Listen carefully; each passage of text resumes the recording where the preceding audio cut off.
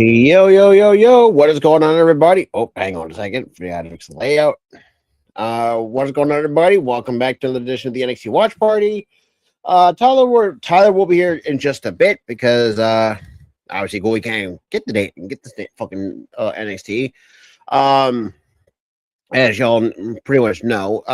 At the same time, we're also live from the Fallout from Stand and Deliver. For those who have watched it, it was on YouTube. If you haven't watched it, I definitely would recommend it. Watch the replay of it. And then if you do have this recording, if you have YouTube TV and whatnot, and then you come back to this episode of NXT and you can watch it from there. And here we are. But other than that, if you guys need, make sure to like, subscribe, all the good shit. And we are going to kick it off right now for NXT here on Tuesday, April 7th, 2026. Looking back at Stand and Deliver from this past Saturday. What's going on, Ryan? Yes. But and another thing too. I did bring this mention up to Tyler. I did text him this too, that Sunday, I know everyone was supposed to expect the It's Running podcast. However, we're going to push that back for the following week because this coming Sunday is AEW Dynasty. At the same time, while me and Tyler are going to be live for this coming Saturday for TNA Rebellion. There's a few matches I would say on that card has gotten me interested. Well, one of that in particular is the 6-woman tag match with ODB, Taryn Terrell, Mickie James against the Elegance brand. That is what has gotten me interested. At the same time, this coming Thursday, we are going to hear from Taryn Terrell for the first time in God, what feels like it's fucking forever. I mean, it's good. I mean, shit. If you go back to watch Sacrifice, I mean, it was good to see ODB. Yeah, sorry, Jesus Christ, I cannot fucking think today, motherfucker. But you know what I'm not talking about? ODB, the good old beer drinking, titty smacking, pretty much, I would say the most underappreciated in the knockouts division in TNA history, and to me. And at the same time, we also have Mickie James. Well, we all know how she kind of helped revolutionize the knockouts division. Anyways, enough with TNA talk. We'll get to that on Thursday, 9 p.m. Eastern, 6 p.m. Pacific, live on AMC. And also at the same time, we're also going to catch it here, as me and Tyler will cover for y'all here on the Sports and Ruts Connection YouTube page, and also the Malgola YouTube page as well. So Tyler will be here in a bit because he's having a little dinner. So how long that's going to be, who knows? Until then, I'm pretty much going to be running solo for a bit. So yeah.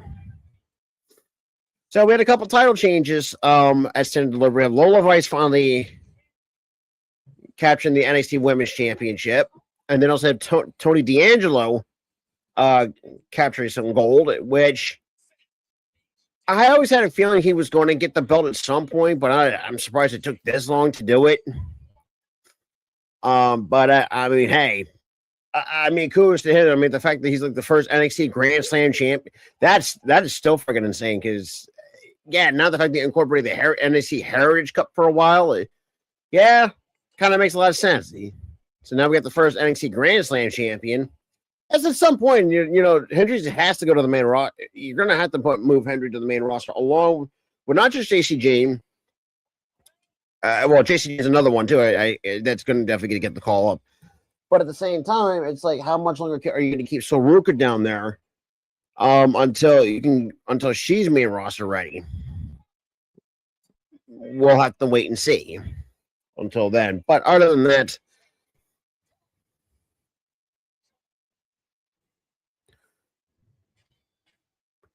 and speaking of Tony D'Angelo, he has opened up tonight's show.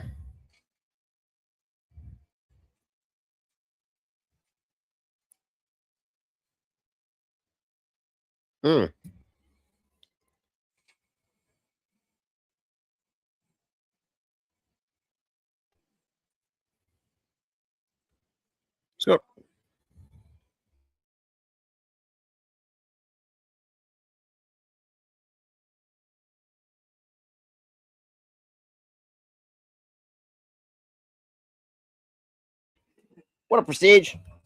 Can people not just fucking bug me today? Jesus. Oh, now both my knees are killing me. Well, then again, that's something else. I'm getting old, but I digress.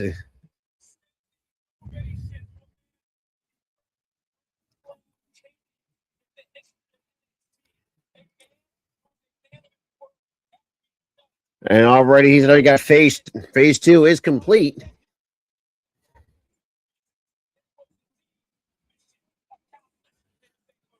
Yep.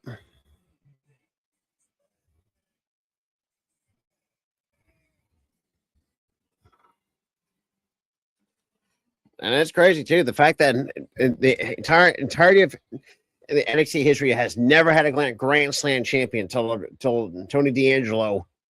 That's some insane shite. But hey, look, because here's the thing. Tony D to me, what I think was always was built for the NXT championship. However, I don't know why it took you. I mean, granted, I know Sean was doing some slow burning stuff to really build up to that, which, I mean, to be fair, it worked out to perfection. This past Saturday at Stand and Deliver, which, by the way, I thought was actually a really good show. Which, to be honest, it seems like NXT is kind of doing all the right things while the main roster continues to suffer, so to speak.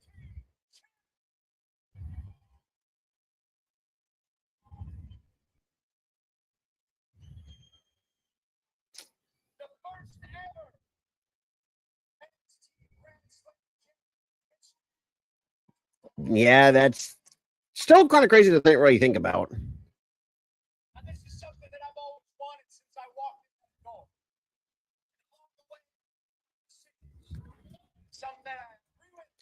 Some nuts.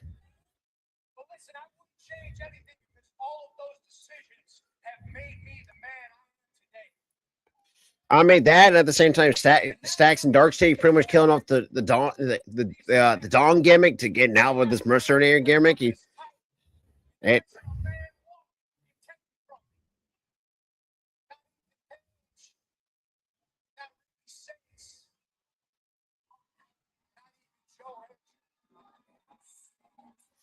and here comes Joe Hendry because you said his name.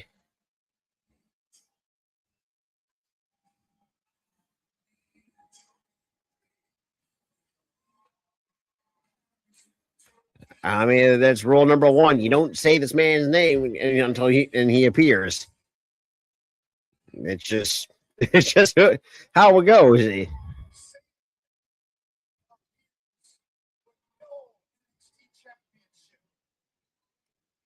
So yeah, that'll do it.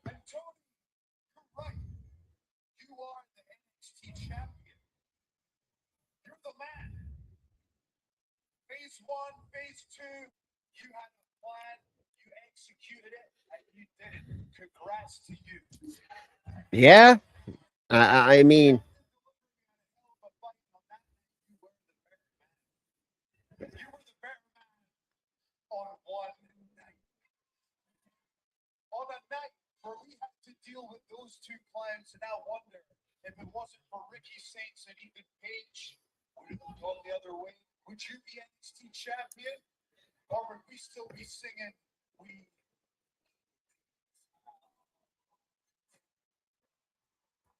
and now here comes Ethan Page.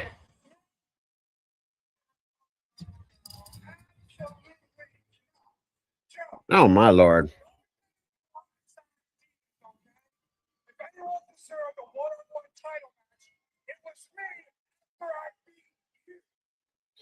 I mean, yeah, that is also true to an extent.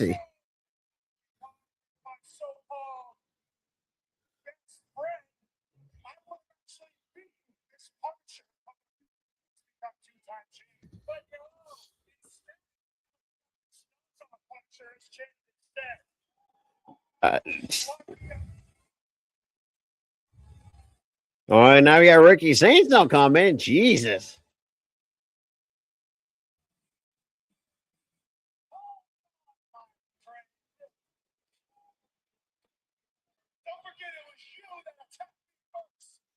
Here we go. It's pretty much playing the blanket. I said, no, you attack me first. No, you attack me first. The old typical cliche and shit.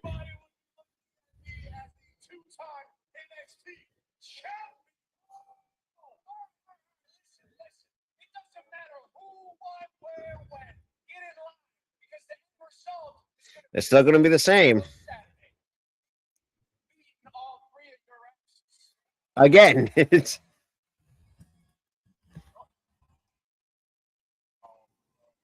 And now we got fucking.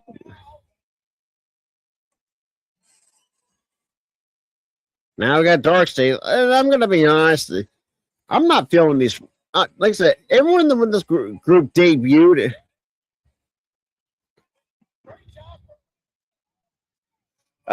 Proceeds. I will be here in just a bit. He's having a late dinner, so you got me for a hot minute. So, but at the same time, it's one of those things. It's like, man, like I said, there was only like it is kind of crazy. That I will say this.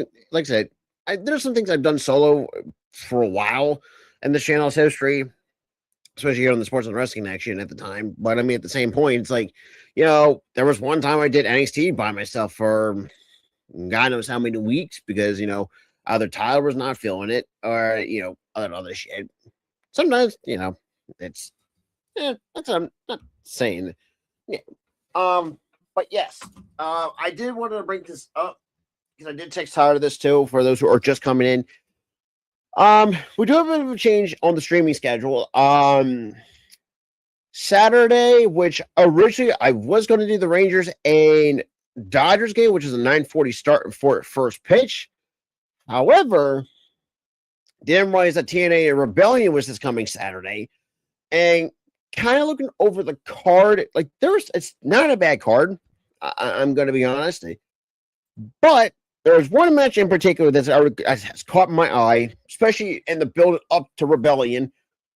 And this is coming after Sacrifice, was the fact that both, what's going on, Jano? That ODB, Taryn Terrell, and then Mickey James had in a way, had to call it the Elegance brand for the bullshit.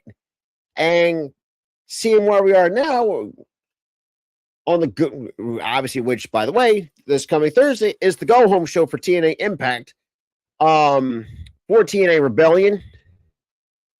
I thought I was able to, like I said, I haven't watched it in its entirety, so I can't really give you a proper rating on that.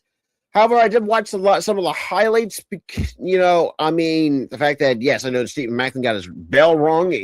Probably the toughest super case from Mike Santana.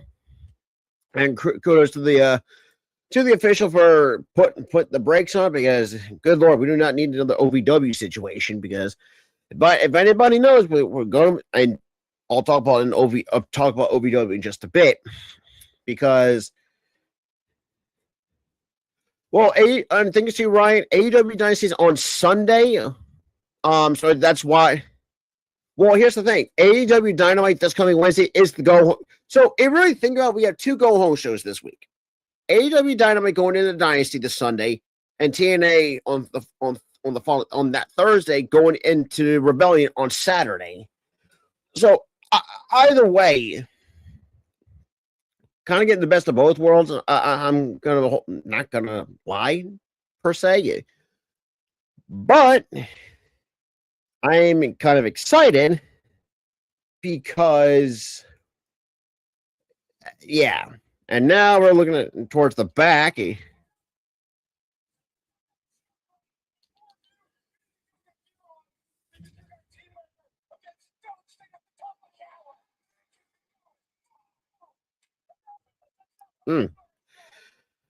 always say yes. It would, because here's the thing: there's a couple. Like I said, it was well overdue for Lola, because she's been fucking busting. And that's another thing too. Like, she was constantly busting her ass in NXT for a long time. And yes, obviously with the new additions that are coming in, with someone like Blake Monroe having different faces hold the women's championship. That's not her. I mean, look, Jason Jane had a decent run for the two times that she's had it. It's, yeah. True. I will say, yeah, at the same time, it's like it was nice, well overdue for her to finally get some WWE gold, because she's been, I would say, she's been in NXT for a while, and considering the fact that they finally pulled the trigger on it, but it's like, not saying that I'm not complaining, but it was my only slight nitpick, just because of the shit. Because then, like I said, you have Blake Monroe coming in and stuff like that, and yes. But yeah, it's just how I. Well, Prestige also realized too of all the shit that she had to go through Rosaria this past Saturday at Stand and Deliver. Well, here's the thing: I don't see the rest of Fatal Influence getting called up. However, what I do see, John, now Jesse, we all know that JC Jane is going to get the call up at some point. There's been a lot of talks and reports that her. I originally thought it was Soroka could be also being part of that conversation, but I guess right now, and I've always said this too. And look, I hope to everyone get the call up. See, problem is Prestige. They're gonna have to do it, because it seems like the company is more higher on JC Jane than I think they do the rest of the faction, which is unfortunate. But the way how JC Jane has been busting her ass since she's been down there in NXT, at some point she's going to have to get the call up. And to be honest, Fallon can do things. Fallon is better as a singles competitor. Same can Laney Reed. True, I'm with you that on too, John. But you also got to realize too of how long Tony D's been down in the NXT. Yes, when they brought in Ricky Saints, Ethan Page, and Joe Hendry, like you have those guys finally hold the NXT championship. When you have mainstay guys like Tony D'Angelo, who's been there for a while, still grinding away. But yeah, it looks like I'm happy he's got the damn belt, but I'm surprised it took this long, in my honest opinion. All right, I'm going to be one of those minorities that I don't. It's kind of crazy that I just don't see any call-ups post WrestleMania, because here's my problem, especially what's going on with the main roster. There's a lot of shit that's going on the main roster, and the problem, like I say, I'm not saying that bringing Blake Monroe can get lost in the shuffle, but that's the one thing I don't want to see, is having someone like a JC Jane or a Blake Monroe getting and shit like that, get lost in the shuffle and the mess that is the main roster, especially in the women's division, which is a complete fucking mess in certain areas. And I mean, it is almost that time for Fallon to go back to being a baby face, because I mean, she has not been a baby face. I would say what, about 3 years, give or take. Ever since she. You know what? That's also true too. Unfortunately, the inevitable quote unquote budget cuts. Now, I can't really can't give you names of which unfortunately who's going to get cut from WWE, but I have a feeling it's just going to be one of those like low level type of talent and whatnot. Now, I'd be shocked to be some main roster people that you may not think that's like, really? Huh. But at the same time, it's like, but I mean, look, can we, like I said, I'll believe you. I'll see. I'll keep an update on that. At the same time, but I mean, other than that, it's just one of those things. It's like, what can you do? And while speaking of which, I'm going to also have to put nope. Show. And yes, at the same time, I'm going to put a little. I was not saying full double duty, but I'm going to keep a what do you call it? Oh, what's the word? What's the one I'm looking? My brain's not working with me right now. Oh, right, the scoring update between. Oh, speaking of which, kudos to my Flyers beating the Devils through. be honest, man. It's one of those things. It's like, yeah. Because and the funny thing is, too, yes, I always said, and I will still stand by this, that I'm still a casual Flyers fan by trade. Because, like I said, when it comes to the Flyers, look, it's rough. Look, have I watched them bits and pieces? 100%. Like I said, I'm not a full diehard like some other people would believe it. But and the way that everything has been going on with the Flyers, the fact that everything's going right their way when it comes to trying to make the postseason. They already beat the Bruins. They beat the Islanders. John, I will say, I do think this is going to happen. I think Gargano's going to get cut. I do believe if Gargano gets cut, it pains me to say that I believe that freaking his wife is going to fall. It's going to unfortunately follow at the same time too. So those are my two right now. I believe so the quote unquote chopping block because yeah, it's just one of the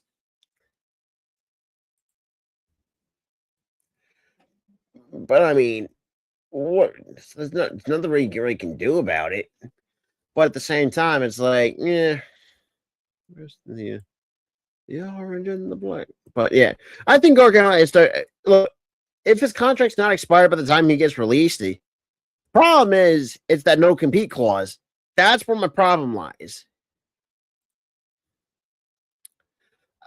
I mean, I don't know what else to really say at that point in time, but it's going to be interesting to watch. To keep an update. Oh my god, dude, my fucking body is sore as a motherfucker right about now.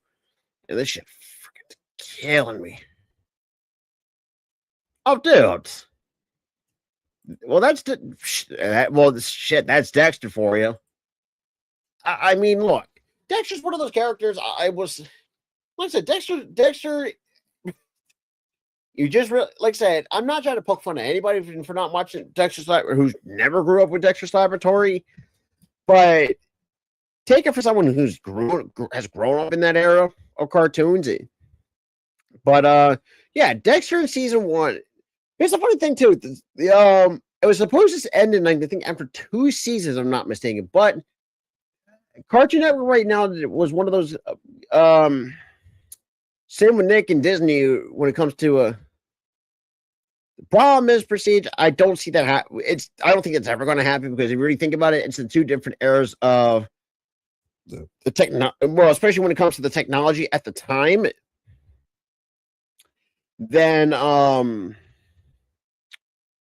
but yeah, it's just, oh my lord.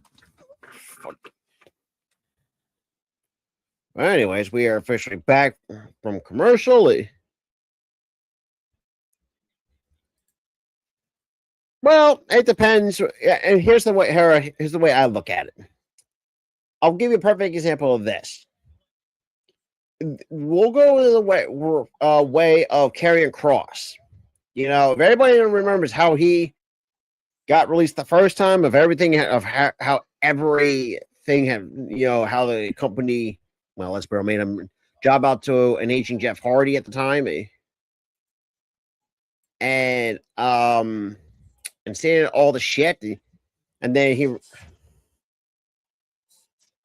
and kind of just reinvent himself in a sense to what point where problem is people are never going to stop arguing about it because people think he's not good.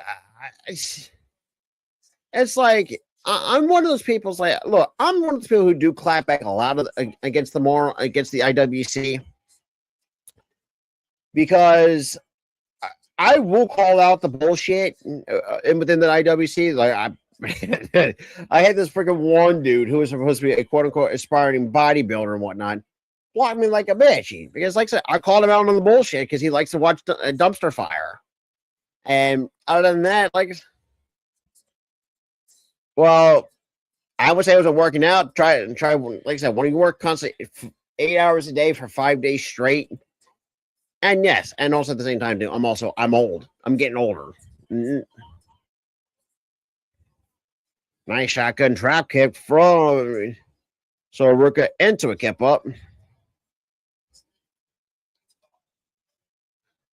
And the nice running knee covered by Ruka. 1, 2. I got 2 days off, Sundays and Mondays. But I worked through Tuesday through Saturdays, which to me I think is still one of my better schedules that I've done. Because let's be real, 9 times out of 10 I don't read. And here's the thing: out of the Sundays, I know I have a little bit of. I'm doing a little bit of something on Sundays. Saturdays, I don't do diddly squat. So you know what? Yeah.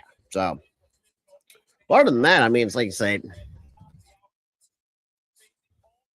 True, that's true, John. But the problem is, it's if I'm WWE, I will hold off on the main roster clubs till they get straighten their shit on the freaking main roster, because I mean both Raw and, like I said, SmackDown very hit and miss, which it doesn't surprise me and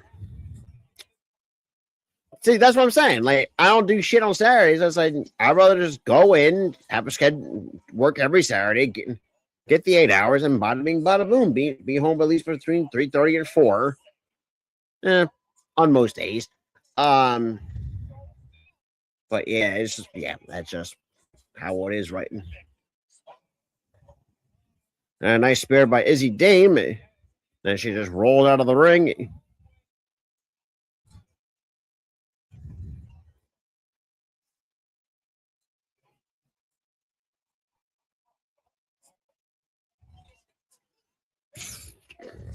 Smack. Damn, and there's Zarya's spear. Man, to spear the hell out of fucking Sol Ruka. But yes, I do think.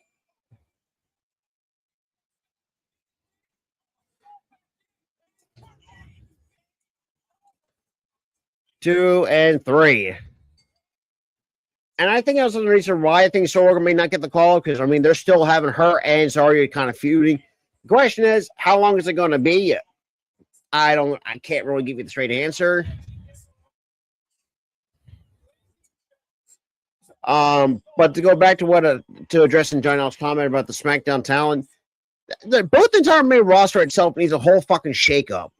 This is why I've always said that freaking goddamn it, WWE needs to bring back the fucking draft, because the main roster is way too fucking bloated for one, and you got men and women who you're not fucking using. It's gonna get to the point where they're gonna be on the chopping block. Like I said, when it comes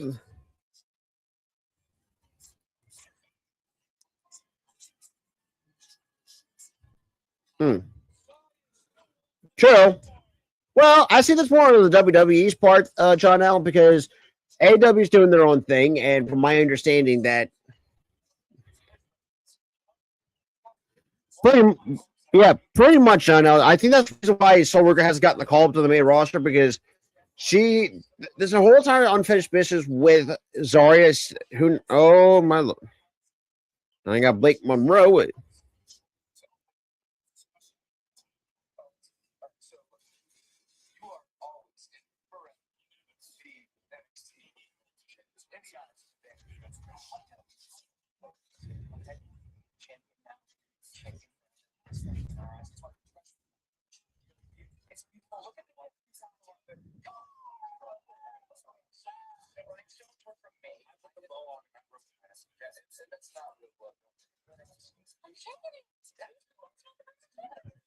I got her own. Interesting.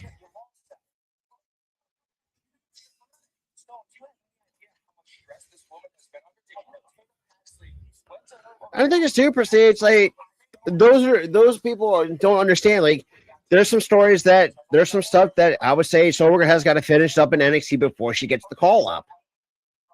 And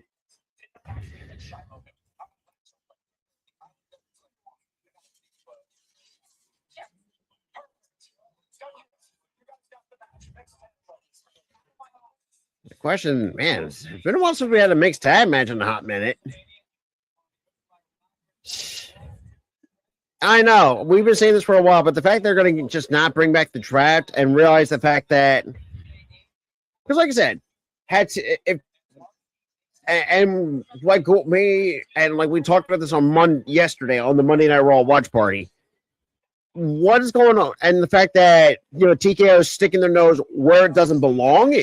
For one, I think is another reason why that I believe, because Triple H is one of those guys. I say yes, he can be a petty motherfucker, but at the same time, if you go back to I would say around 2022 to around 2023, 24.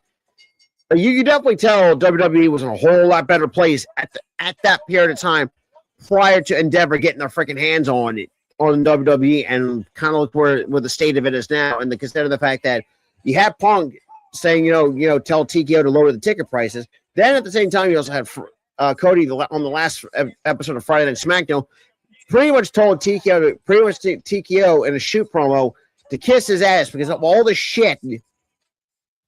And yes, and that even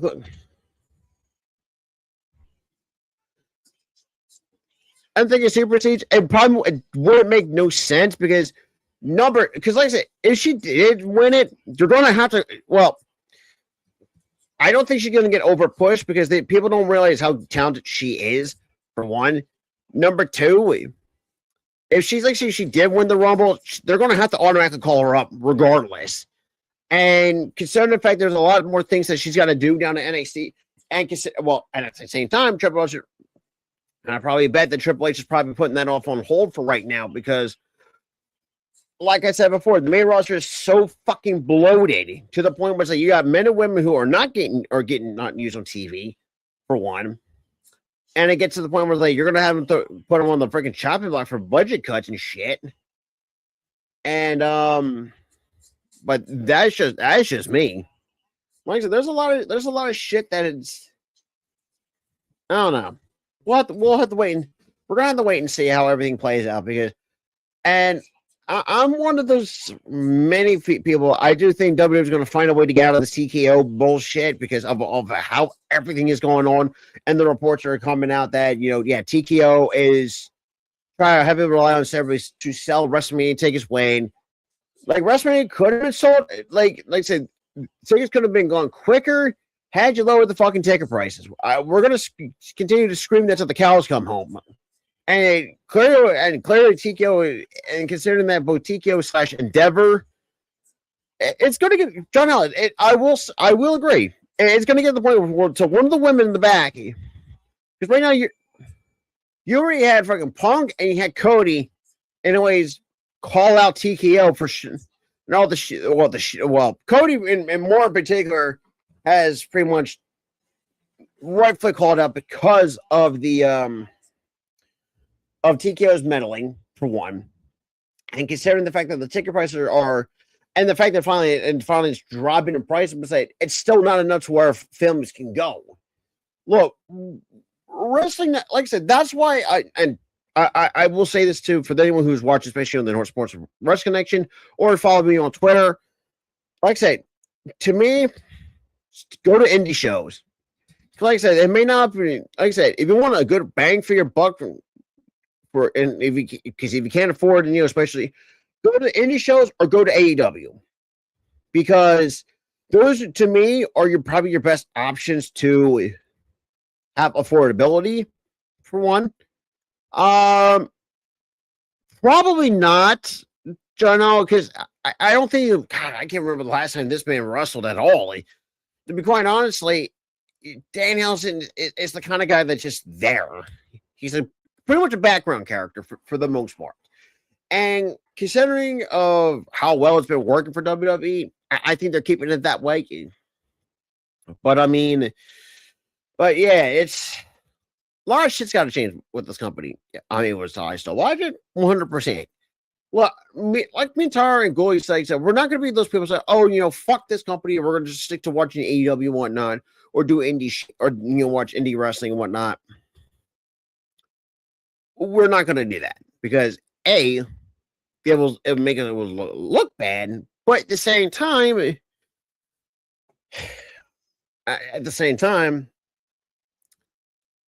if we do stop it, we're still gonna fucking watch it because we're still diehard wrestling fans. Whether people, we just have a funny way of showing it. I mean, Gooey says it best, man. Yeah, we may be wrestling fans, but we got a funny way of showing it in the modern day and age of professional wrestling. But other than that, it's just I don't know. But like I said, we'll see. We'll see how this goes when it comes to like. I will have to talk to Tyler about try to see if we can do. Well, here's the thing about it, Pat Mac. Look, I love Pat, but him coming back after he said that he was, listen, it was going by him.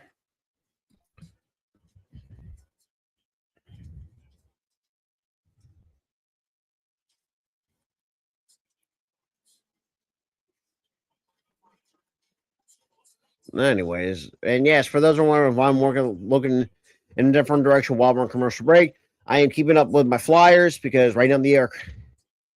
Prestige. Let me ask you this: Are you a Devils fan? Because currently, right now, you guys are down 4-1 to my Flyers right now in the second period. As we are with the win right now, double nothing. I would say, dude, John L, go. I mean, go for it. Because, like I said, this is why. Like I said, I also love WWE. I just love pro wrestling as a whole. And yes, I will try to secure tickets to go to AEW in Philadelphia. Which I have not done this, but I will be trying to go to AEW in May in Philly because I know I haven't gone in the last couple of times that we're in Philly. I'm going to try as well.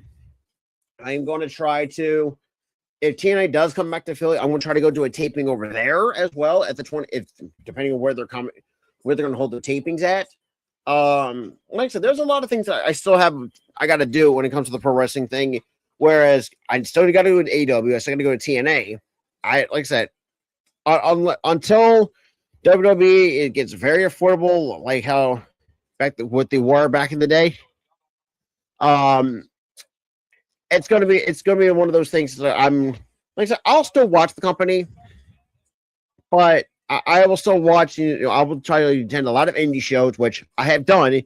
At the end, and mostly of last year, which I believe five out of the 6 shows for Battleground Championship Wrestling, which you can actually caught on Fire Trailer TV Plus if you guys do have it.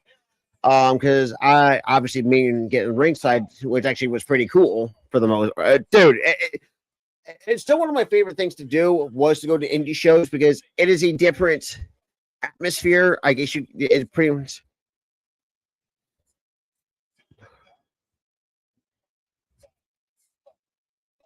Damn, nope. And nice little chop in the back of the knee from Briggs. He tried to take down the big man Jasper Troy. That's the end of the second period. Not bad.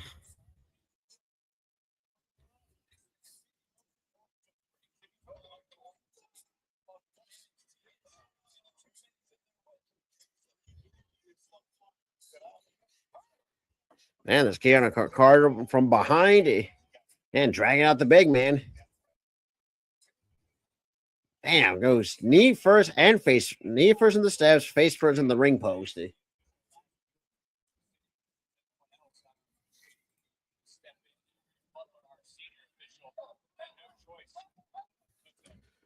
Oh shit! Like I said, there's a lot of things on my list as a pro wrestling fan that I have not done. I would have gone at the same time. I probably would have made like when I get into WrestleMania 40 in Philly. There was a few times where I was like, I thought about going, but when I looked at the pre-sale shit, I was like, you know what? Nah. And the thing is, too, I have a select budget of how much I want to spend, especially when it comes to wrestling tickets. For one, damn, man, what a shoulder tackle by Jasper Troy before he cut my damn thought off. Like I said, when it comes to pro wrestling shows, I have a specific budget on how much I want to spend it. I'll give you a case in point. There was a few times where especially with any shows. Like I have like a very select budget on how I want to do, how much I want to spend. As to damn, nice double flapjacky. Damn, Carter just dropped Briggs with a right cover. 1, 2, and no. Briggs breaking up by 2. Up and let's see what Tyler's getting jealous about this time around.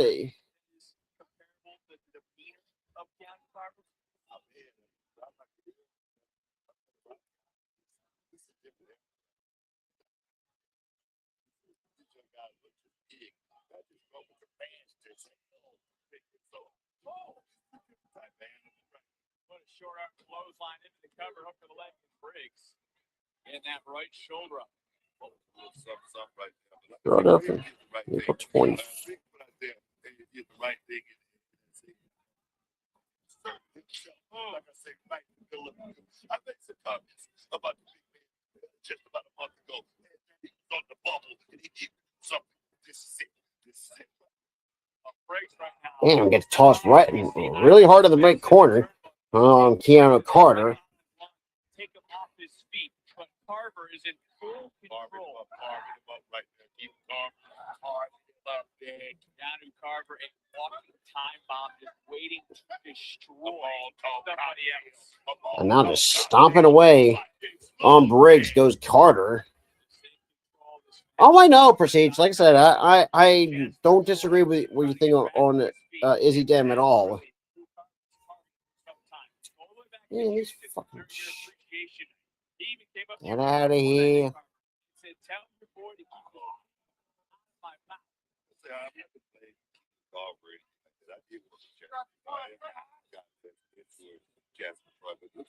It's not about me. It's not about me at all. It's about these young men trying to make their way to the top of this run here in the WWE. Personally, like I say, Keith Carver is a guy who's got a hell of a lot of talent. I'm not going to take that away from him. Damn, face. Man, just get manhandled by Carter like a small child.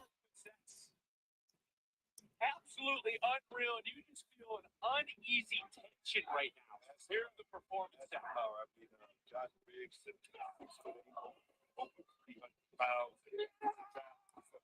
Damn, what a boot.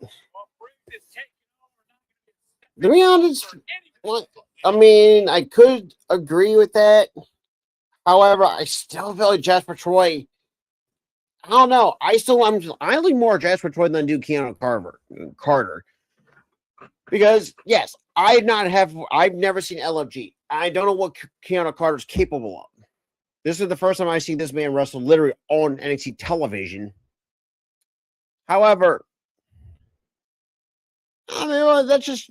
I think they did turn on babyface, which is kind of weird because I mean, I think he is a babyface. I think that's probably why I think what you're kind of seeing out of Jasper Troy. But then again, I don't know if he's like a full blown babyface, but I do think he's babyface by proxy. And how he acts, it's a little bit different to say the least. But other than that, it's one of those things. It's true. That is true. However, we'll have to wait and we'll see. So, well.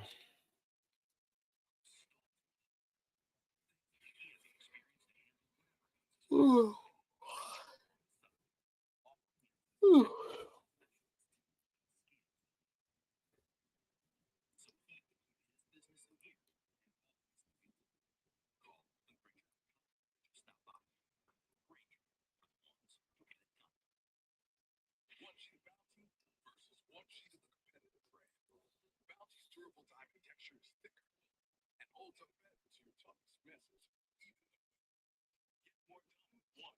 Well, I don't know.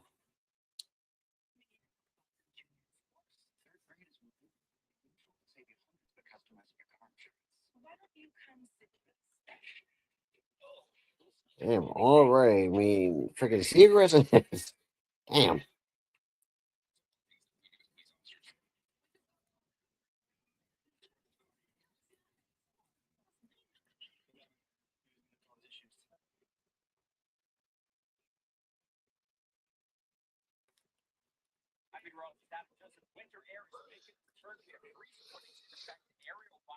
Ooh. Damn. I don't know how long. Nah. When others give up. You want to win like Mike. Specific type of guy. 2. Still commercial break for between the Flyers and the Devils. But that's gonna be one of those, probably one of the streams we're probably going to be here, but like an hour until Tyler comes in. After some crazy shit. Like I said, I mean, I'm not going to fault him for that. It's like, look, if you got to eat, I mean, look, I've had so many dinners myself, and yeah, it's just.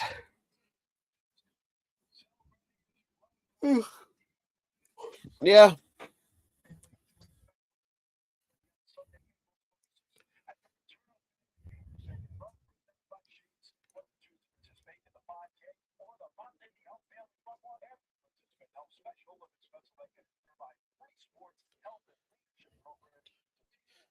Yeah. That's pretty cool. No, that's you get ready for this special Olympics in PA. McWayne, honestly, that's pretty cool. That's actually pretty cool, even though it's still kind of funny. I mean, it reminds me of the movie The Ringer, because let's be real, it's still one of the funniest movies that Johnny Knoxville has ever done. I mean, outside of Jackass, but I have really freaking digress on that.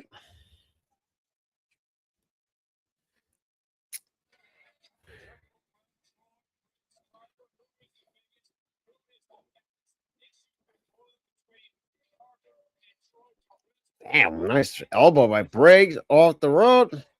Ducks the clothesline from both Carter. Nice leaping clothesline. And a running power slam by Carter. Cover 1, 2, and no. Quick slow kick out by Briggs at 2.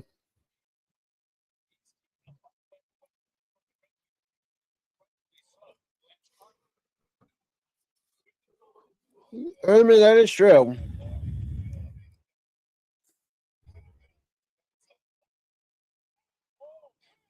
Nice spine buster. Jackknife cover. 1, 2, and no. Kick out at 2 by Jasper Troy. Yeah.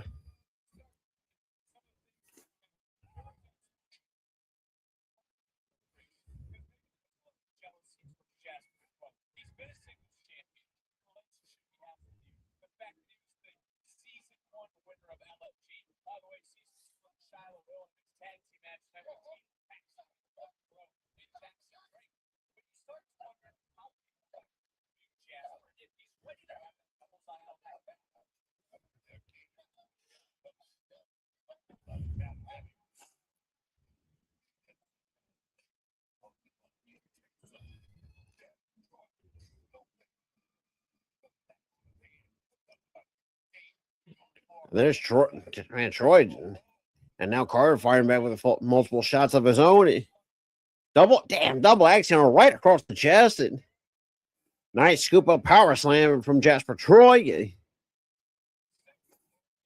Nice little splash in the corner on Carter. Nope. And black hole slam.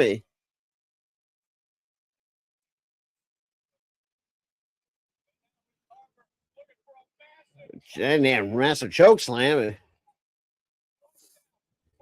Cover 1, 2, no. Kick out at 2 by Briggs.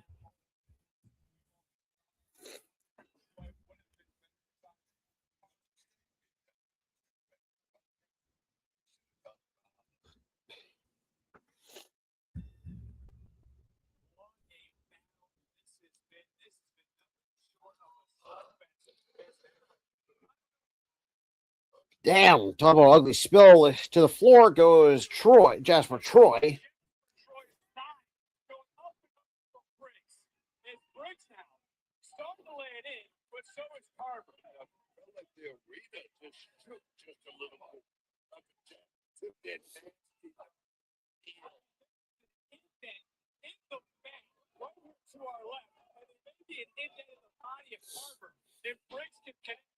Carver with an elbow right underneath the jaw. Carver picking up safety.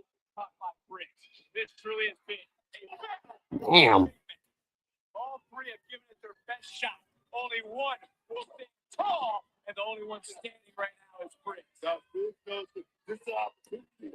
Damn, what a just not. Briggs just got knocked on his ass. Troy with Briggs. We're for another massive touchdown. Damn, out goes Troy to the floor. Courtesy of Keanu Carver. And Briggs with the right. Right now, Keanu Carver showing me a little something. He's showing me that he can the long haul. Damn. Carver's fired up. Scary sight right here. Scary sight with a that has scary. Nice Falcon arrow. Briggs just got Carver. 1, 2.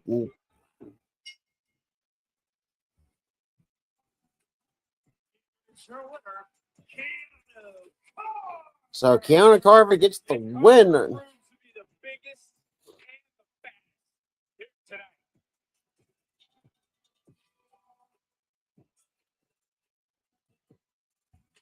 Well, damn. Go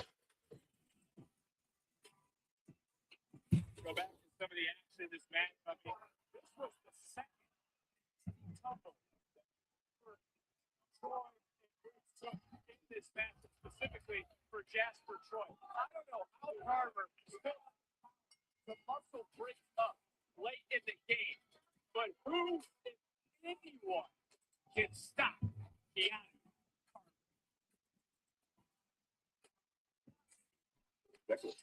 Yeah, I thought I was going to be done with Blake Monroe after I got my title back from her, but she just won't. She won't stop. I mean, did you see that Vanity Project even got her own title? I feel like she's like obsessed. Yeah, that's super weird. I know. I know that happens sometimes in the animal kingdom. Maybe she likes holding shiny objects like a octopus or a magpie or something. Have you tried giving her some tinfoil? I can't say I've tried that, but I thought you only knew about raccoons. They're my specialty, but I know about a lot of them. We can talk about all this after our mixed tag tonight against Blake Monroe and Jackson Drew. I'm so excited. This face is so punchable. I hate that guy too. Oh, shit. Every time I see it, y'all, he cackling about something. That's why everyone thinks y'all are weird. I don't think we're weird. Also, shouldn't you be more worried about your tag team match? I know Dark State already beat that ass today.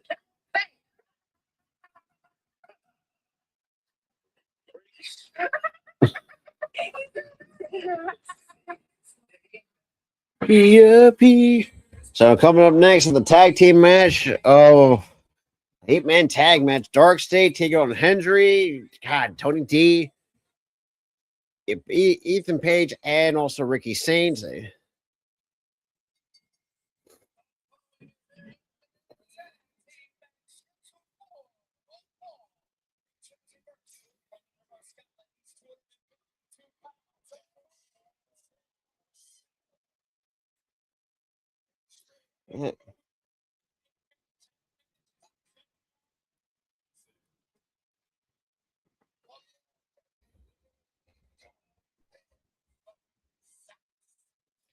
And of course, we had to cut the picture in picture. God damn it. Yeah, well, speaking of which, I am going to check on the flyers for a bit.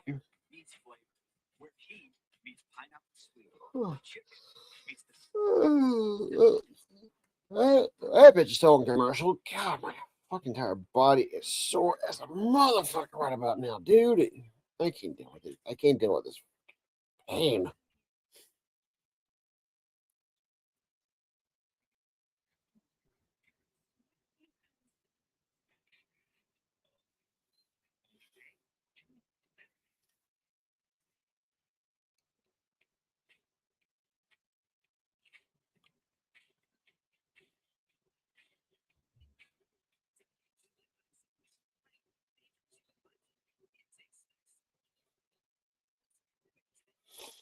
Oh, shit.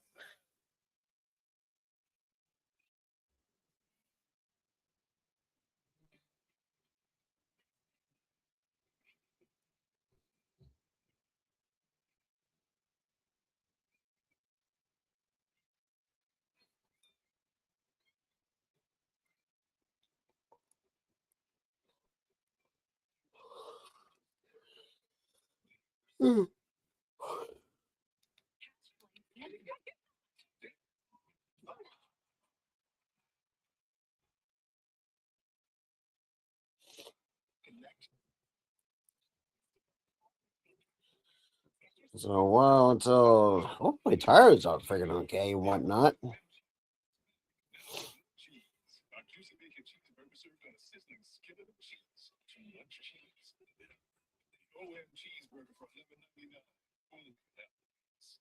they're going to get someone up on just real quick. Got to find a therapist who really listens to what I have to say. Looking on Doc.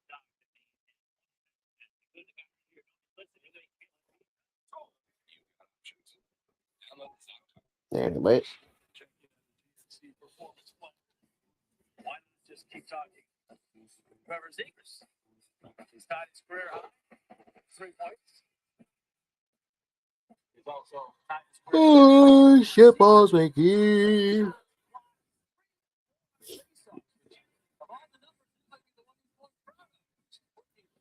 It's kind of crazy. I think I might actually. This is probably the first time I may not make it. I might have to do the entire 2 hours by myself. Now, it's not saying it's not a bad thing by the stretch of the imagination, but I mean, so I mean, we'll see.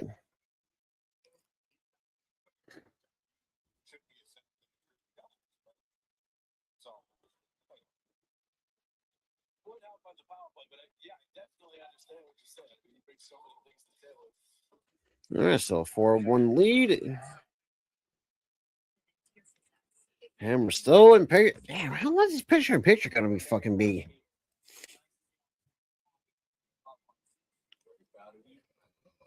Well, I guess they need to make their money somehow.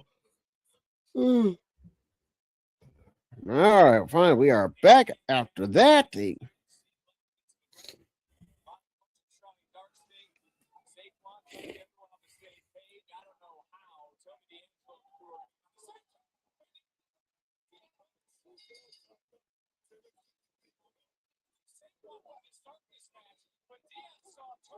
Man, Tony D already come out of swinging.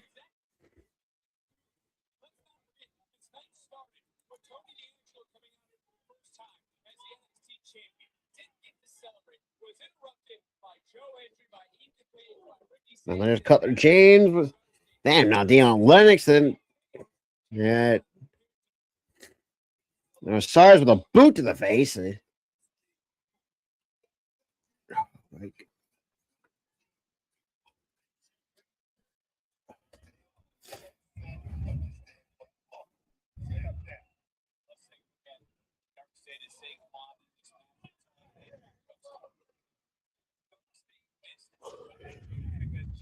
and then later on tonight, we'll see here from new NXT Women's Champion Lola Vice. Because God forbid, I guess our champion, our new champions can't fucking celebrate without anybody getting pissed off.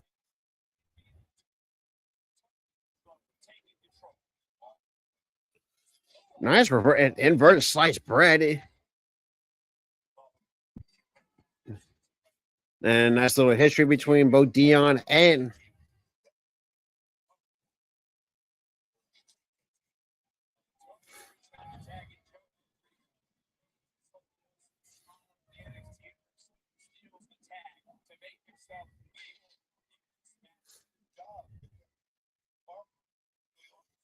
and there's Paige just dropping the elbow on the top of the head of Deion Lennox. Damn, little throat chop for good measure. And I goes Saquon.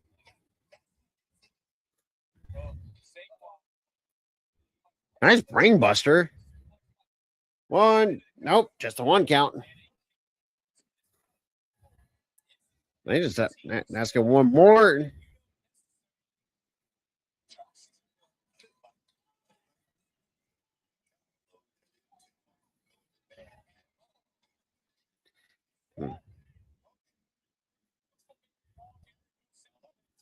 Roll inside cradle. 1, 2, and no. Nice double back elbow.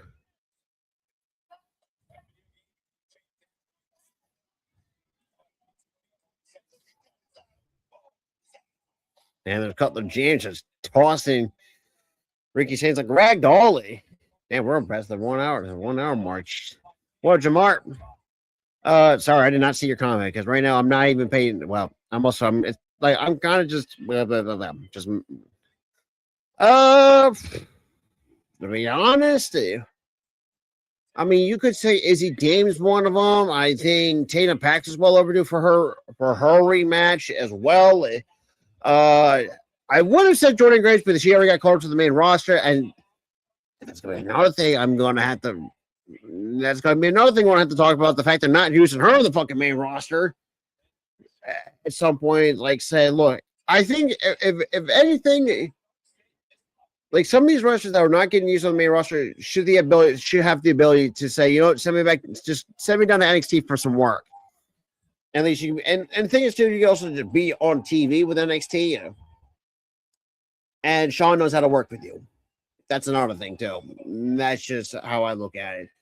God, who else in that women's division? I mean, you can say Blake Monroe's another one you can make an argument for. Let's see. I mean, well, we'll say. Like I said, right now, that's probably who I can think of right about now.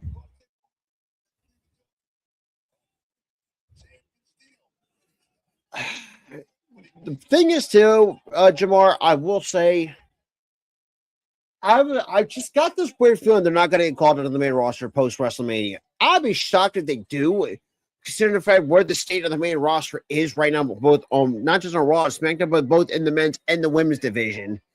Because I would say both, and even the tag division too, is another. Is mostly, well, I would say, would not say the women's, because that's right now that's the only thing that's been consistent. Which is crazy enough to say, because like SmackDown, you got a lot of tag team talent on the fucking roster, but they don't want to fucking not utilize any of them, for one. Number two, I'm gonna have to wait and see.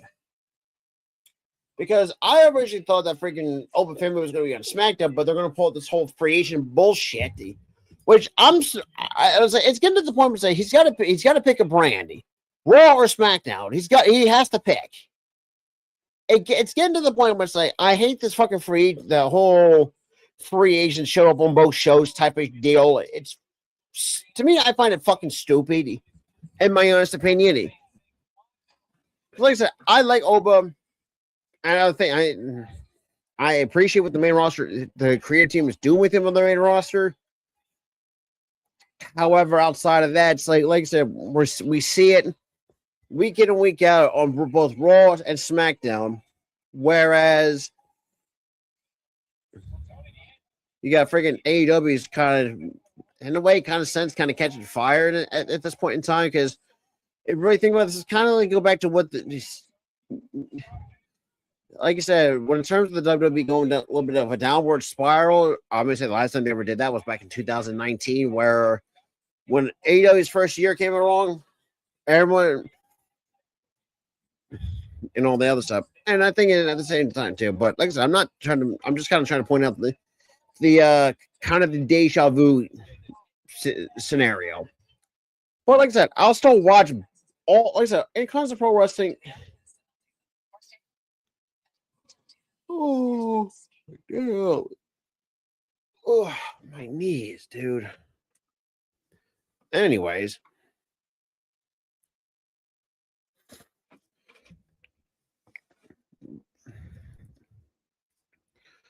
like I said, right now, JC. Well, we already know that JC is going to go to the main roster at some point. The question is, I see more of her on SmackDown than anything else, because SmackDown needs some better talent over there. I mean, yes, you still have Rhea kind of leading the way, but outside of that, I mean, it's like a Jade who is okay-ish to an extent. Then you got Charlotte and Alexa's another one when it comes to the veteran presence in the women's, the established leader, veteran presence in the women's division. Like I said, right now, until I see JC Jane getting legit, have her first legit match on the main roster, that should tell you. That already tell me right then and there, where she stands. We'll see. Well, like I said, I'll give it to Raw after Mania and see how that goes. God damn. All right, I need to text fucking title. What the fuck is going on around? I wanted to see if I can make an impact on my own. I started taking doses of cholesterol. The truth is, we've seen incredible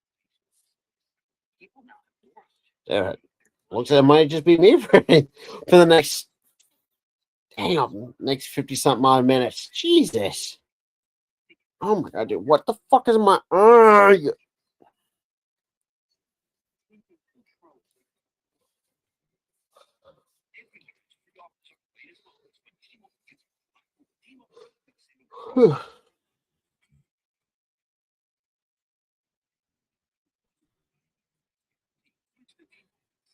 Mm. All right, right now I'm switching back and forth between NXT and the Flyers. Not too shabby. Flyers still win the 4-1. That's very nice.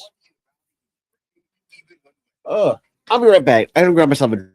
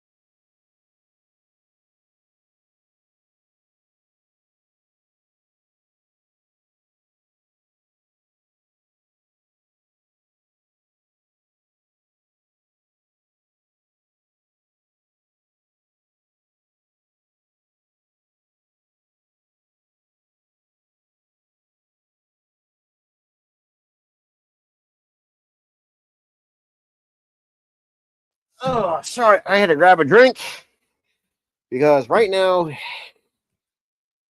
it seems like everything.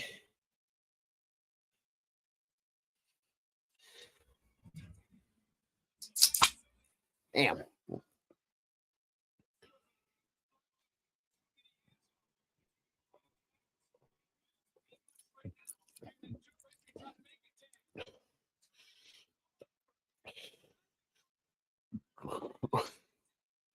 Damn, well, sorry for the splash to the back.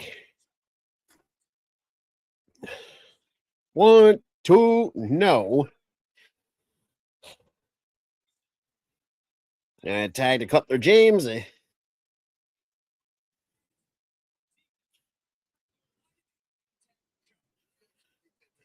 Damn, look at Cutler James kind of whipped on a punch.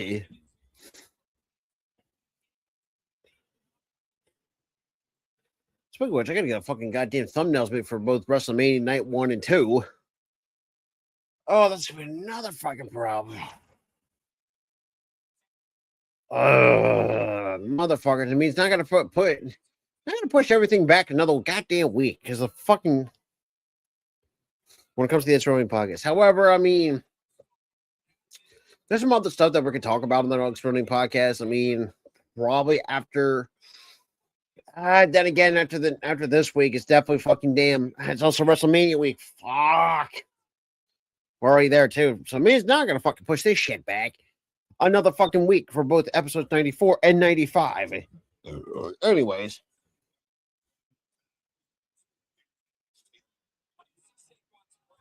Oh, nice chop by Hendry. And nice uppercut by Cutler James. And he gets tossed right in the corner. Tag to Osiris Griffin.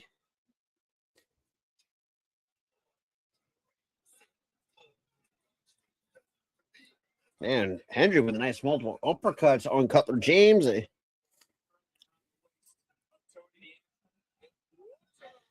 Nice little inverted tilt, almost like a different version of a tilt-a-whirl backbreaker. Osiris.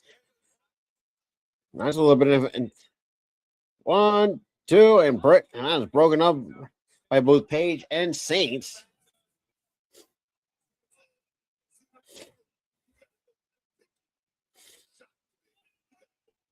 And tag to Saquon.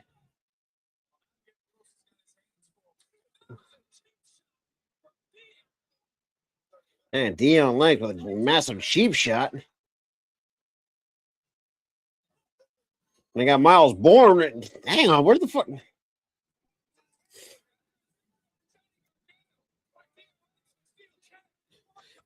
Makes sense. Kind of should continue that rivalry between him and Deion Lennox.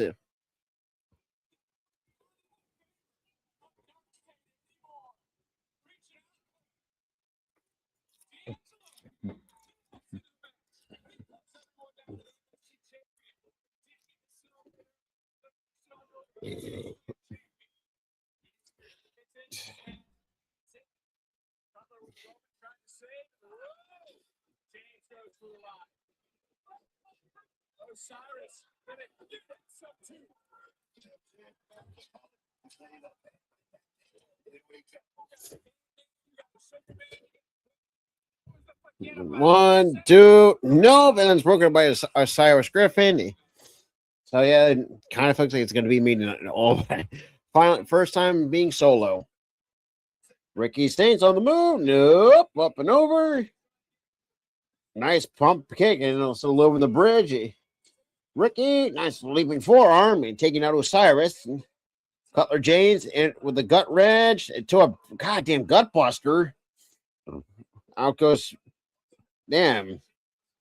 Cutler James getting knocked out of the floor.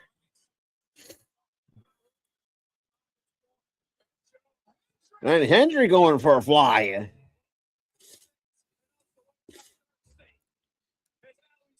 Let's take one nice insecurity.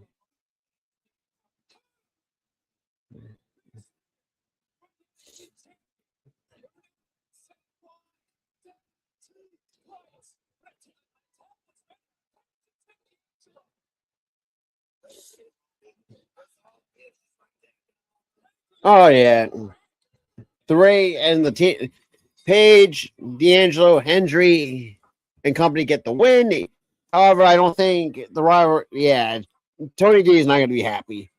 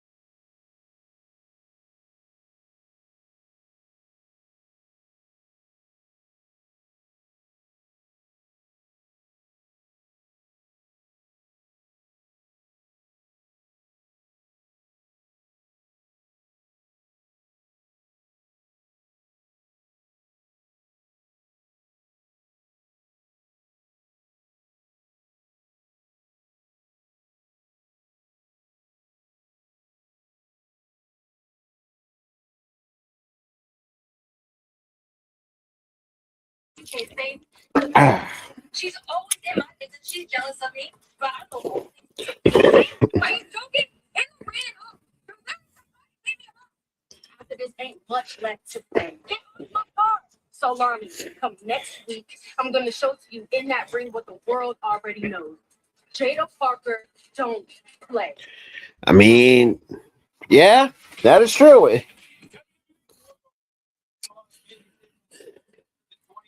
John Cena is joining the Undertaker for a live recording of 6 Feet Under next Saturday, April 18th. Two icons, one stage, no spring. This conversation, you I would say if wrestling does come back to Philly and take your price and all that said, it's actually affordable for a change in life. Maybe I'll decide to go.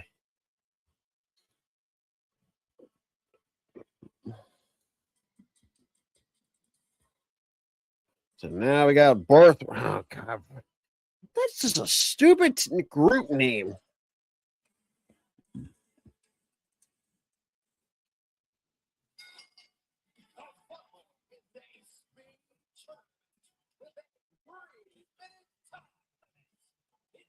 All right, so we got the speed tournament over the next couple of weeks to determine the new champion because Ilya DeFleur had to vacate due to a bad shoulder injury.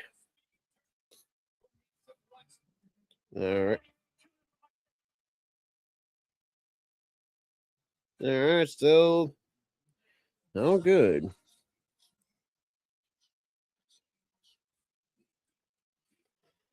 So definitely looks like it's going to be me tonight by myself. So that is going to be something for the first. That hasn't. I to be honest, that really hasn't happened in a hot damn minute. But I mean, sometimes do I enjoy doing shit by myself? I mean, it depends on certain streams. I will admit.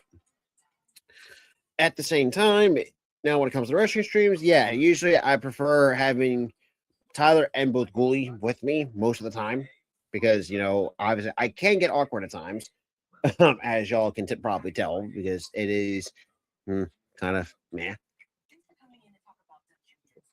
But I mean, then I got to switch back to the Flyers game a little.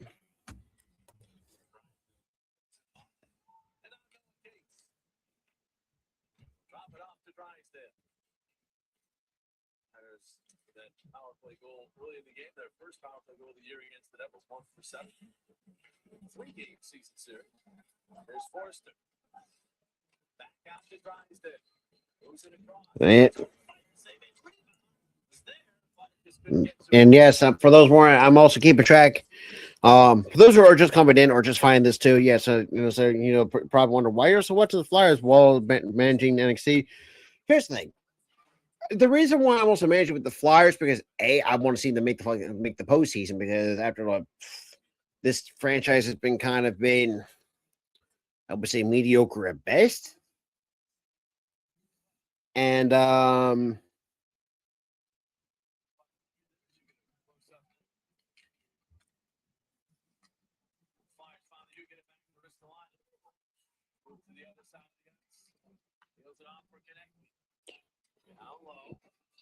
but yeah, that's kind of where we're at right now.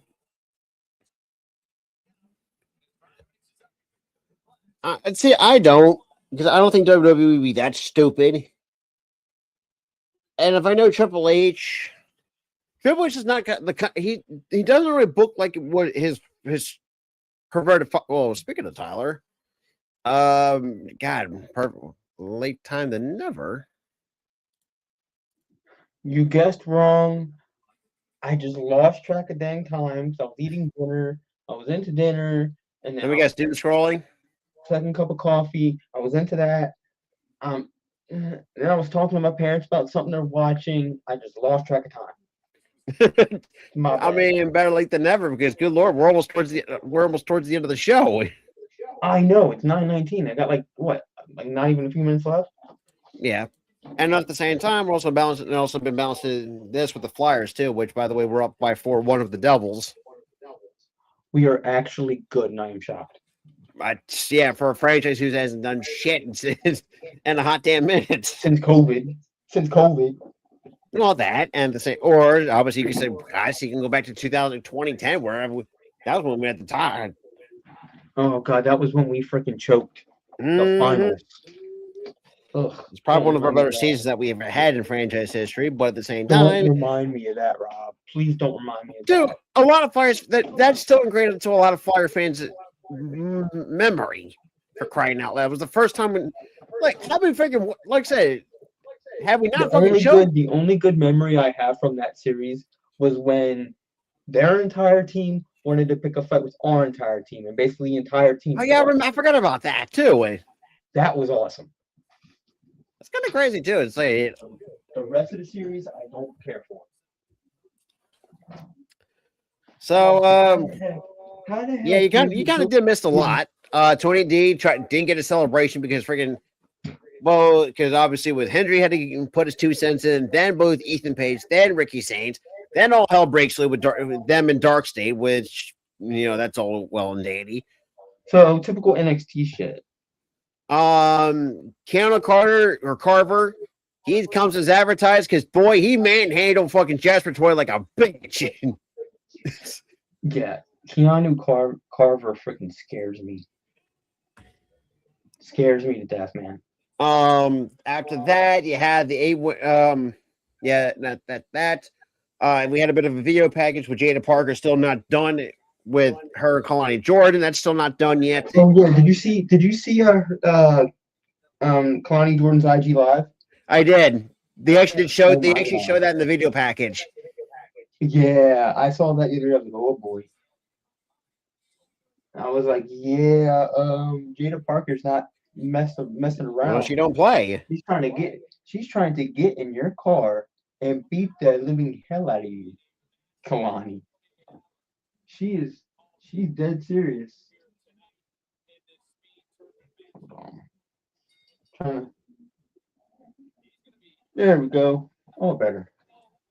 All right. Fix this camera because my name is blocking me for whatever reason. My name hates me. I love my name, but it hates me. Anyway, I got to put on NXT on YouTube TV. I got to put it on. Yeah, nice point of run from Charlie Starboy Hall, and only a 2 count. Yeah, out of that. Yeah, I'm needed the and eats a chop by Lexus King. Yeah, I can't believe I missed like the majority of the show because my dumb ass was just enjoying dinner.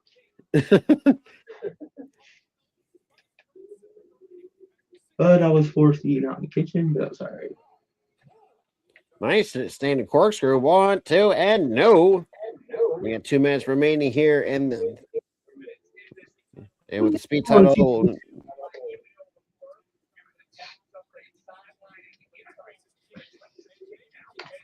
Yeah, I'm sad. The French luchador had to vacate the belt. I mean, look, at least he'll probably get the belt back because he technically never lost it. Yeah. Oh, damn. That story. I don't. Who is this guy? He's another guy that's from what do you call it? Evolve. Charlie Starboy Hall is his name. He's another guy that came from the WWE ID on the Indies. I need to watch Evolve again. I've only watched 1 episode. Yeah, we can't. I heard it's getting really good. So I need to watch. Shit! Oh, dude, need to freaking kick them right in the face. 2 and 3, and Lexus King advances.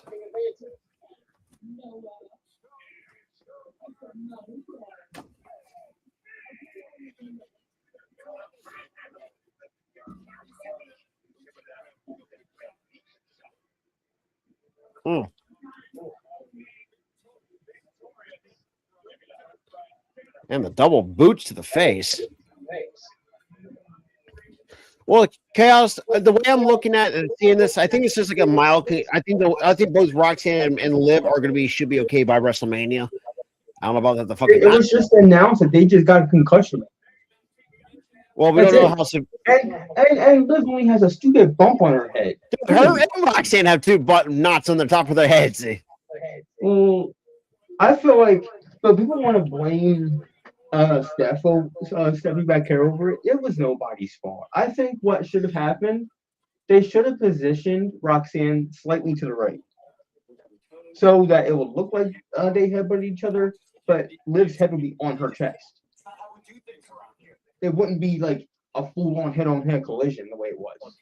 Miles, we will finish this later. All right. Tony, thank you. Why do they got beef? Time for small talk, right? Now that I got this, everybody wants a shot. Now I don't mind taking them out 1 by 1, but after tonight, I want Ethan Page. I can do that for you. All right, I can make that happen. Man, Tony, you look so great with that freaking belt, bro. Oh boy. Oh, Baines, Rob, Baines. Did you see the end of that? And now we segment? get the mixed tag match. Oh, But and another thing too, they're you did miss it too that both. teasing a Tony D and Keanu Carver match. Baines. I'm okay with this shit. Also, this is the second coming of Daphne and Crowbar. This damn team. And I was speaking of which, too, Blake Monroe, Jackson Drake gave Blake Monroe her own custom Women's North American Championship too, and Mr. Stone was not having it. Jackson, buddy, can you stop trying to hit on Blake? She doesn't want you, bro. I mean, can't blame a man for trying. Dude, she said, and I quote, when you try to hit on her the first time, ew. She said, ew, to your face. I mean, I don't think Jackson Drake doesn't look. And you took that, Jackson, as she wants me. Come on, bro. God, I'm so happy for her, man. I'm also happy for AJ. We can. Ryan Scott Rose, too. If you know me and talk about anybody, we have a tendency to lose track of fucking time, whether it's from doom scrolling on TikTok or playing. It's me.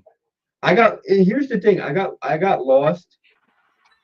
Dude, I just stopped paying attention, Ryan. No, that second part, I didn't just stop paying attention to wrestling. I just stopped paying attention to the time. That was what happened to me tonight, Ryan. It just happens, bro. Well, and I'm here for like the last 20 minutes. God, that's even. Oh, Tyler, also scored update. Flyers just scored against 5-1 Philly over the Devils. Stop it. They're dead. It's like me fucking. Oh my lord! There's a few times where I've won some NHL games on NHL 24 by what, like 15-0, 15-1. I did that. Dude, I have a couple. Dude, Sean Couturier for me. But hold on. When I first got into hockey, Rob, I did that shit on NHL 14. Oh God! For Xbox 360. Like, dude, here's the funny thing too. I did that so much. And the funny thing is, dude, but it was because I had it on rookie because I tried pro and it's hard. Oh, dude, it's so difficult. Dude, I have my own semi-pro. Dude, I even tried semi-pro and it was still hard. I'm like, yeah, like within like the first like minute of like the first period, I'm already down 2-0. I'm like, yeah, I'm putting this back on rookie.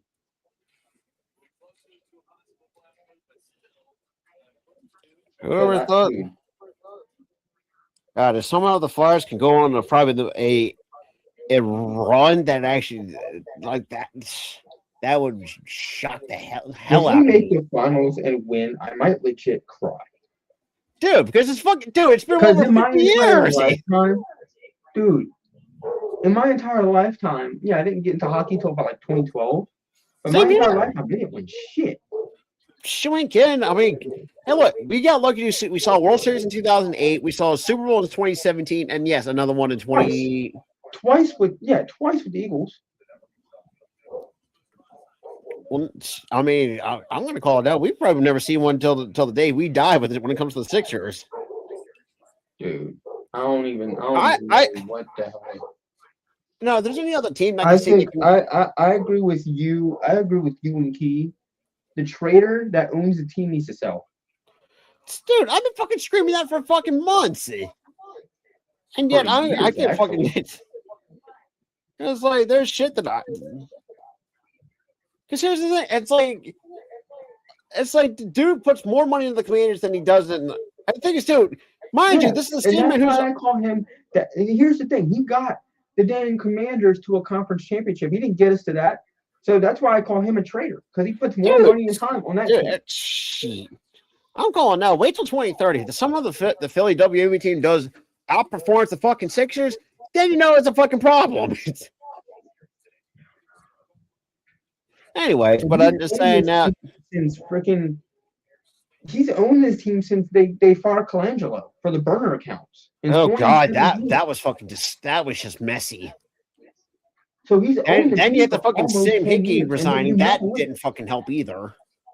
No, because I don't know. Because here's the thing: Sam Hinkie, to me, I didn't think he was much of a bad GM.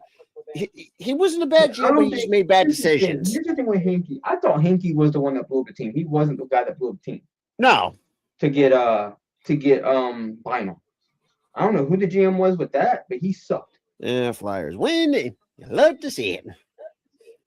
And the Flyers sweep the season. But Hinkie finished. He rebuilt his team. I think if Hinkie was still here and he was able to see it through, he actually cared about the damn team. He was forced to resign by the dang NBA the NBA owner. Because here's the thing, He was forced. Yeah, because Hinkie never got a shot. Dude, I think if Sam Hinkie was still the owner of the Sixers, we would have gotten multiple championships. To be honest, too, I think he'll do. He doesn't. If you really think about it, he did a lot better than what fucking Maury's doing. If I'm going to be completely honest, dude, Maury ain't doing nothing. He tried to make the team into the Houston Rockets. That didn't work. That fucking failed. But at the same time, that failed. Now I can see. Now I do see. Look, as I know, we gave Harden a lot of shit. I do see his fucking point. Dude's a fucking liar. I see his point now too. Like, dude, that's fucking. It's like. But here's the thing. Like, I understand both sides. Now, I do still think that Harden should have earned his keep in the playoffs, but I do see his side. Absolutely, and this is not the first. I do see his side. Jackson Drake. I guess she kind of wants you, I guess. Yeah, Wait a minute. I believe if I'm not mistaken, Jackson, did you pull a dub out your butt right now, dude? Are you getting? Dude, she likes to gift. She likes to gift. I'm calling it now. I think it's because of the facial hair. I think it was the beard that had to go. I think he not having facial hair. I think in the door. You showed your chiseled jaw. Now you're in the door. In the door, Jackson. I mean, shit. If you want to make a whole faction of the Vanity Project, shit, freaking Blake Monroe fits that fucking faction perfectly. Because the whole gimmick with Vanity Project is the whole we're pretty and we're handsome. It makes sense for Blake to join because she's always talking about her looks.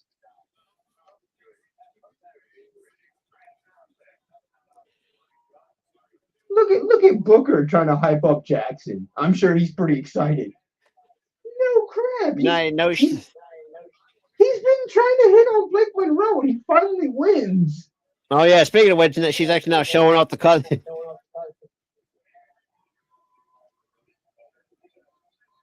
That belt does look dope. One side's pink, one side's psycho. Dude. I kind of look. Not kind of crazy too. It's been a while since we ever even had a mixed tag match, whether it's on the main roster or in NXT. I don't think they've ever had a mixed tag match. Why are you trying to steal the? Whoa! It's the old tug of war. No, my belt. No, my belt. No, my belt. Damn! Already dropped all.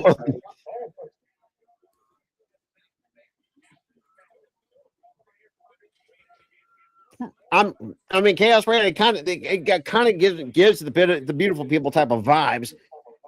But let's be real. It does. Beautiful people did it first. My man, can I tell you about the beautiful people? Hello, that's probably the best camera shot of all fucking time. Bro, that gimmick came at a perfect time. I was like, when they first did the gimmick, I was starting to go through puberty. Oh, dude! I mean, especially the fucking goddamn. Well, that and also tired. It's still one of the greatest camera shots of all time when it came to the beauty. Velvet Sky's booty. Oh, dude, who wouldn't not get a face full of booty? Like, let's be real here. You got that perfect camera shot. Hey, God, if you look at the beautiful people nowadays, they still look fucking fantastic nowadays. Oh, they look awesome. Dude, Taryn Terrell, I think she got better with age. Dude, I'm convinced Taryn Terrell and Velvet Sky did not age in like. Oh, you could say that with ODB. Dude, ODB was my favorite back growing in the early to mid 2000s. I feel like ODB to me, I didn't look at her as like, oh, I'm crushing on her. She looked like she kind of gave me like Cool Ant vibes. Well, that's what I'm saying. Or to think about too, she was like their female version of Stone Cold Steve Austin and the beer drink redneck. Yeah, she's like the redneck aunt. I really think about it, it's a Stone. Oh God, I'm really gonna have to say this. She's pretty much Stone Cold with tits. She's Stone Cold with tits. Yes. I'm surprised that came out of my mouth. Oh God, dropping the leg. Are you wrong? No. But the fact that both Mickey James, Terrence, you know how ODB is. Oh, dude, she's fucking nuts. Person, I love it. As a person, if you told that to her, that she's basically Stone Cold with tits, I bet you the amount of money she would laugh. Pretty much, and the fact that she has her own like barbecue food truck, that's also pretty fucking cool too. I want to find that food truck and I want to try it so bad. Because it looks so damn good. I bet she makes banger barbecue, bro. She looks. And I'm calling it now. If Terrence Terrell and ODB, the fact we're getting both Mickey James, Terrence Terrell, and ODB in a 6-woman tag match on Saturday's TNA, that's the more match that's sold for me. I feel like TNA has put us in the time machine and we're back in 2010, man. 100%. Because good lord, because it's like we also have Mickey in the fray too. I mean, really think about it. I mean, the Knockouts division wouldn't really be where it's at without Mickey. If I do think about it. I mean, I kind of get like vibes of like the ODB thing and like the Terrence Terrell thing. I feel like they're like one-offs. I know Mickey's probably going to be there to stay, but I think the ODB and like I said, I'd be okay at least have a send, or maybe TNA could probably pull us a fucking bone, and I say, you know what, they're going to maybe it's Terrence Terrell and ODB. We say, no, fuck it, let's go for one more run. Fuck it. If that's the fucking case, I hope Terrence Terrell does that. But the thing is, though, she does like movie stunts now. Yeah, you know what? I forgot about she. I completely forgot she even does that. Yeah. Oh yeah, Shark Boy was pretty much. Here's the thing: I love Shark Boy, but at the same time, you can clearly tell that they were ripping off Stone Cold. Yeah. Oh yeah, everything what Shark Boy was doing, like, was pretty much a ripoff of Stone Cold Steve Austin. Dude, but here's the thing, though. Stone Cold saw the gimmick and he laughed at it. He was like, "Yeah, I like this." That's sign of encouragement. That's a good sign of encouragement. Because I feel like Stone Cold sees that he sees that and he goes with the saying flattery is like the best form of imitation is the best form of flattery. Yeah, that is. Imitation is the best form of flattery. I feel like he was like legitimately flattered by it. Like, oh, you look up to me that much where you're intimidated, like you're impersonating me, but as a shark, that's funny. 100%. I mean, what else? I mean, the fact we got the bunny back on TNA, that's our fucking story on what the fuck they're doing. Here's the thing, though. I kind of like how they're doing that. She's still, dude, I love it. She's still technically dead. And what's happening is she's stalking like I forgot who she's stalking, but the person she's stalking, she can't see her because Bunny is dead. Oh yeah, yeah. I remember they pretty much quote unquote killed her because she was going to AEW at the time. Yeah, they quote unquote killed her off TV because she's going to AEW. But I feel like eventually they're gonna have to do this weird storyline where her soul enters her body again or whatever the hell. Oh, 100%. With that.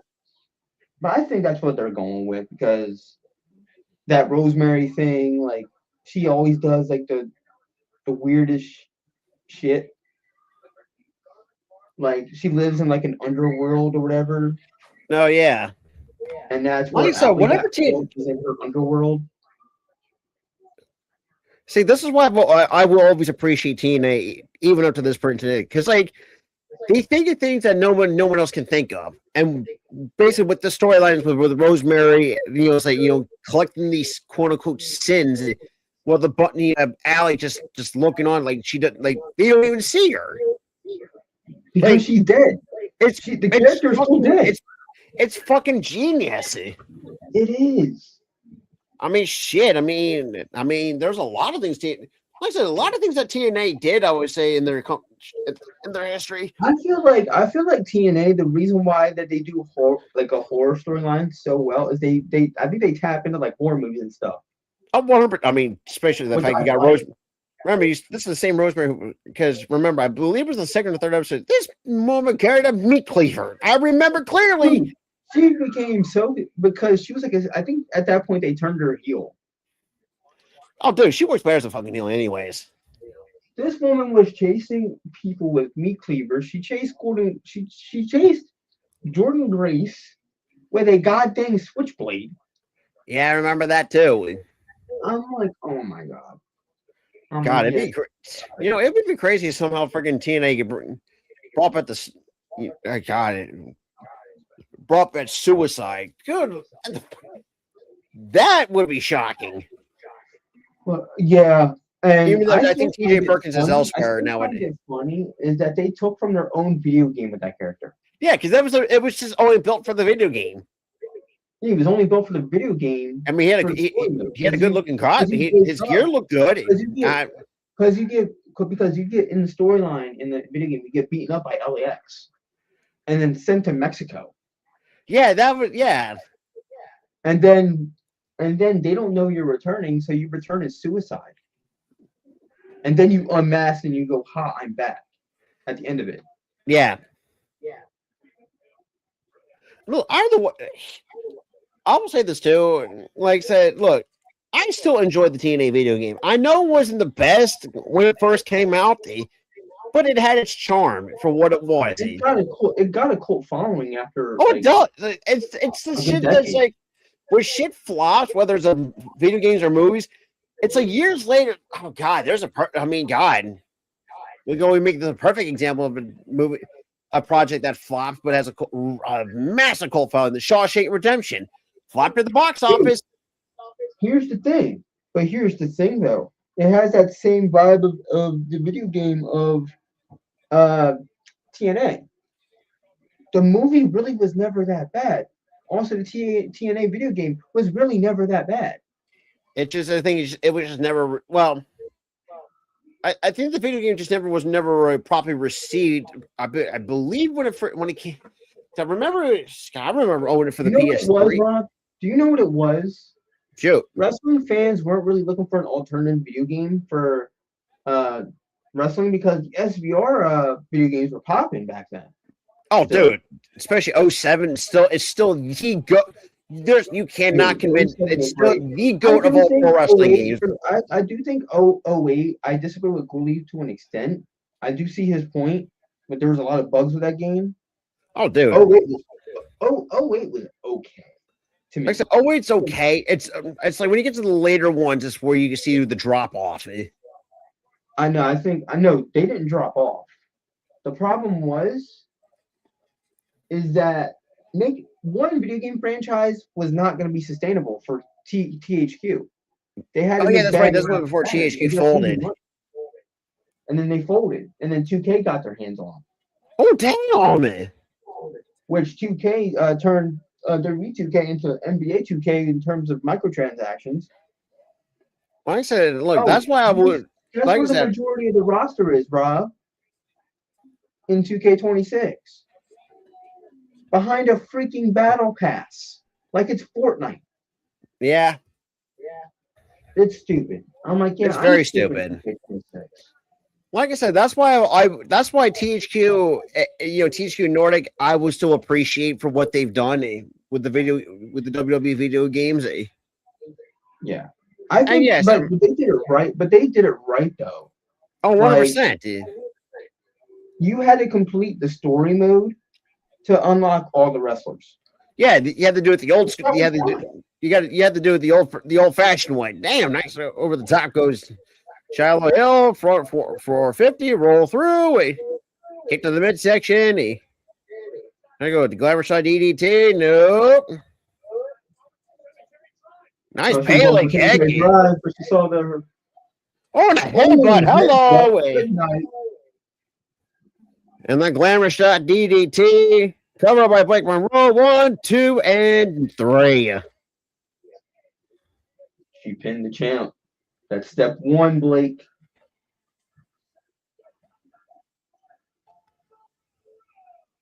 That's step one, Blake. Also, can you all please put dang title on the shop? I know it's probably gonna be expensive as hell. I kind of want that belt. I look nice as hell. But then again, belts are like crazy expensive on Yeah. 2K. 2K, the And shop. I will say this too. THQ, yeah, do they have some flops of wrestling video games? Oh, 100%. I mean, goddamn. WrestleMania 20 was one, or the WrestleMania 20. No, sorry, it was 21. 21. Oh my god, was a flop. That Absolutely. was, dude. That's which is a pile of dog shit. I think what Um, happened was, is they focused too much time on the graphics because the graphics are beautiful for an Xbox game. oh, Beautiful. dude, yeah. But the problem was they focused too much on the graphics and not on the gameplay. The Oh, dude, gameplay again, it was. they rushed it out the door. I mean, it had a good soundtrack. Like I said, the graphics looked good, and it had a It good had a good soundtrack to it. soundtrack. It had a good dude. It had a good soundtrack. It had good graphics. It had a great roster. But the problem was they rushed the gameplay. I feel like they needed another year before that game had come out. But the problem was it had the WrestleMania name tied to it. That was the problem. So they had to rush it out the door. Oh, that's interesting. NXT Revenge. Interesting. It's a new name. Okay. That's new. NXT Revenge? I honestly like that. I don't mind it. That's a good name. Oh yeah, Callie Armstrong's now coming out too. Yeah. Trying to think. Well, if you talk about wrestling that has one of the greatest soundtracks of all time, it's to me it's still SVR. Oh my fucking! Sorry, I just got distracted. Oh, Lord. All right, Mr. Gra, we see, and also Damien, we see you, dude. We see the vision. Damien, we see you, buddy. We see you, my friend. And also, yes, me and Charles will be like Mr. Iguana. You sly motherfucker. You sly bitch. Come on. We're just friends. We're just friends. Oh, that's a load of crap. Admit to it. You got a fine woman. Admit to it.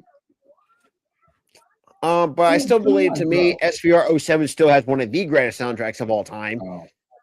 I mean, the fact that shit, you gotta. Dude, I think every SBR game had banger soundtracks. It's just like certain games. The game, it's certain, like I said, oh wait, had okay gameplay for what it was. I think now, like, I feel like the 2K soundtracks are mid now. Yeah, it's like that's like the mainstream shit. It's like mainstream shit, or like. Here's the thing, 2K16. All right, I'm gonna retract a little bit. Which true, yes, on the mainstream. Like part. Really, like really, you got Post Malone. Oh, really? You got MGK. This crap that we hear on the radio all the time. Exactly. Do something else. But I feel like every like sports video game tie-in, a sports video game always has like mid-tier soundtracks now. Because it's everything that we hear on the radio. So, Tyler, here's the list of the soundtrack for SVR 07. You had LL Stitches, Lonely Train by Blackstone Cherry, Bullets and Octane, I Ain't Your Saver, Ghostface Killer, The Champ, Godsmack, The Enemy, Little Scrappy, Money. Oh my God. I remember. Oh my God. Yeah. Not Little Scrappy. I haven't heard that name in years. Little Scrappy. Yeah, featuring Young Buck, Money in the Bank. Just remember that song when that first came out? That song's a banger. Yeah, two songs by Nonpoint, Alive and Kicking, Bullet with the Name, then Rise Against Will Survive, 3 Days Grace. Oh my God. That's what did it for me with SVR. That song was all over the radio already. Dude, Analog Become, Riot, Versus the World Would Forgive Me. And yes, they also had other additional licensed music. Obviously, with Batista's theme was from Saliva, Edge's theme, Banger. Mercy Drive. But here's the thing, though. Even back then, the wrestlers' themes were bangers. Oh yeah, this is when actually wrestlers actually had some really good themes, and not the fucking generic AI bullshit. Yeah, I digress. They weren't all like generic trap. They weren't like generic trap beat songs. Like they had rock themes. They did have rap themes, but they were actually good. Like I Hey, said, I still SPR don't know 08. how the hell, dude. I still don't know how the heck they did this with Mark Henry. They got 3-6 Mafia to Dude, do I it. remember one episode of SmackDown. They literally performed on that episode of SmackDown that one night. Yeah, they did it live. Dude, that was fucking dope as shit. It was dope.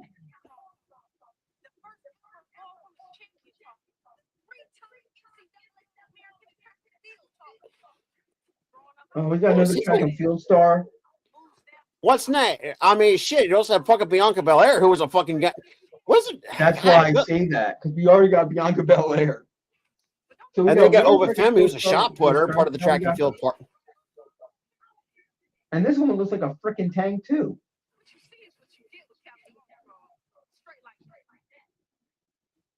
And makes her debut at NXT Kelly Revenge. Armstrong is getting her call up.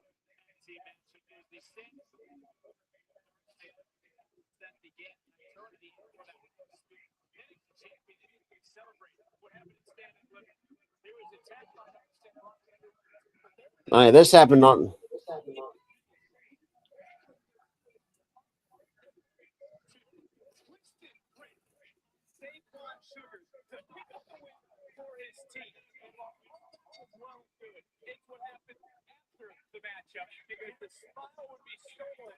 Look at He only did your bidding for you because he doesn't like you. Bitch. Oh. Man, this new character, Tony D, is so badass, man. Like I said, even though, as we all said, if you guys not, well, if anybody has like the original Xbox, if you want to just laugh at how bad the gameplay is for WrestleMania 21, you can laugh at it. However, I mean the soundtrack to it is okay because I mean there's there's a few songs that I like off of that. Breaking Benjamin's very long. Yeah, and here's the thing though. Prestige. The song is so good they used it again for the Royal Rumble in 09 or 2010, one of those years. No, it was 2010. 2010 Royal Rumble, they used it again. Because it was such a banger. I mean, Skeleton always has some really good songs. I'm not.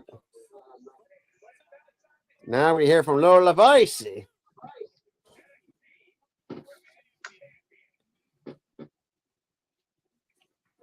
My Lord. Damian Priest. Hi, Cholula. I'm not even mad or jealous of the guy. I'm proud of him. Exactly. I'm saying. I'm Can't be mad, proud can't of be you. jealous. Even though I had to take her to finally. The fact you finally. No, here's the thing. This man didn't even admit it. Lola Vice admitted it. Oh, yeah. And she because here's the thing, she didn't really have to, because we already knew like how it all went down. It's like she didn't even have to confirm it. We literally went, dude. She had to confirm it, and we just went to Damian Priest and went, "Ha, I told you." And so we already knew how. Because first of all, we already know how she was looking at. I was like, oh yeah, you just had to admit it. Hi, Lola. And look, I'm also happy for actually finally got her just due too. Dude, I'm so proud of her, dude. I mean, damn right, NXT faithful, she deserves it. Oh, 100%. I mean, for a woman that's been bringing her ass down in NXT for a while. Dude, she has been busting her ass the entire time. She deserves this, man. And think about it too. NXT's already made a few milestones in their history. Tony D is now the first Grand Slam champion in NXT history. That's still guess what, Lola? It ain't a dream no more. It's a reality. Why don't other wrestlers do that? That's actually kind of creative. She tied the other belt to the NXT belt. Oh yeah, dude, it's fucking genius. That's genius, Lola. Yo, that's genius, Lola. Why did nobody else think of that? That's genius.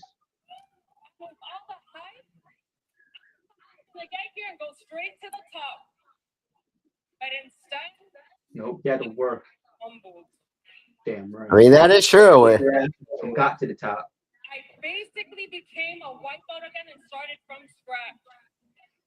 I had to learn what it meant to earn my place in this division. And you did it. 100%. You did it. Looking back, I wasn't ready. No, and in the beginning she was green, so I understand. You're great. Fila. She was greener than goose shit when she came up. Mexico. I got as much experience as I could, and Yes, I she did. won one city worldwide. Yes, I mean, that is true. You're speaking facts, Lola. There were no questions left when it came to me. And the Lola talking to you right now is ready. Damn right. Undeniable. Yeah, it's true. Confidence. This is proof that earning something will always mean more than having it handed to you. I mean, that is absolutely true. Because you ever think about it, because like if you earn it, like it means a whole lot more than just than just getting it handed to you. because like if you're because it's God, if you want to put this in real life perspective, it's like these participation trophies nowadays.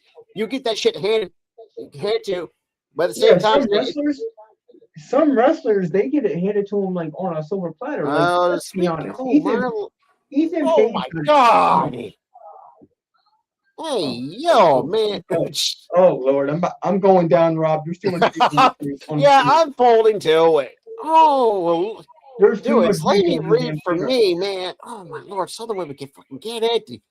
They love that cornbread and collard greens.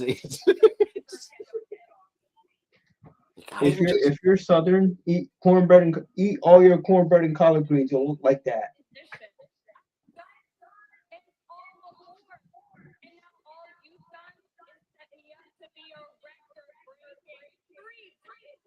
Yeah, I thought she was getting called dog.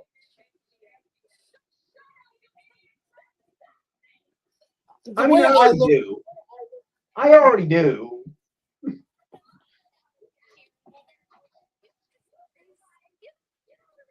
Now that's heel heat. I could barely hear them from all the booths.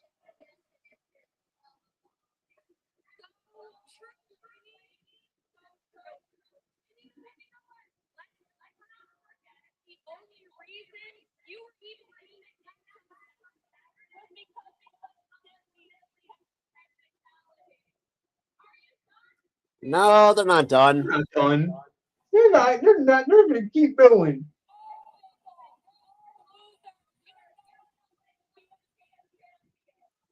It's also kind of crazy too. She is not wrong on the fickle part. The fickle part, no, that's just straight up. That's just straight up fucking fickle. They're not wrong. Well, dude, wrestling like we can be a fickle bunch. Oh, absolutely. We can be fickle and hypocritical at the same fucking time.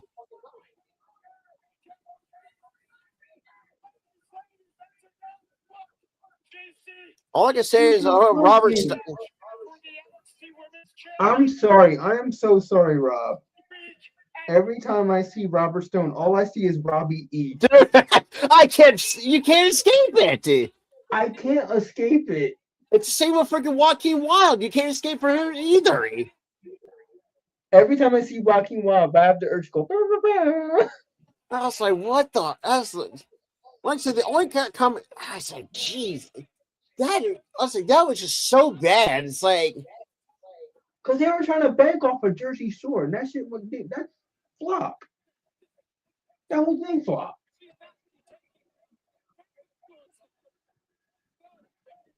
Damn. You mess with MMA. Damn, almost spinning. Damn. Low. Emote on them. Yep, you're emoting on them. Like usual. You emote on everybody. You can.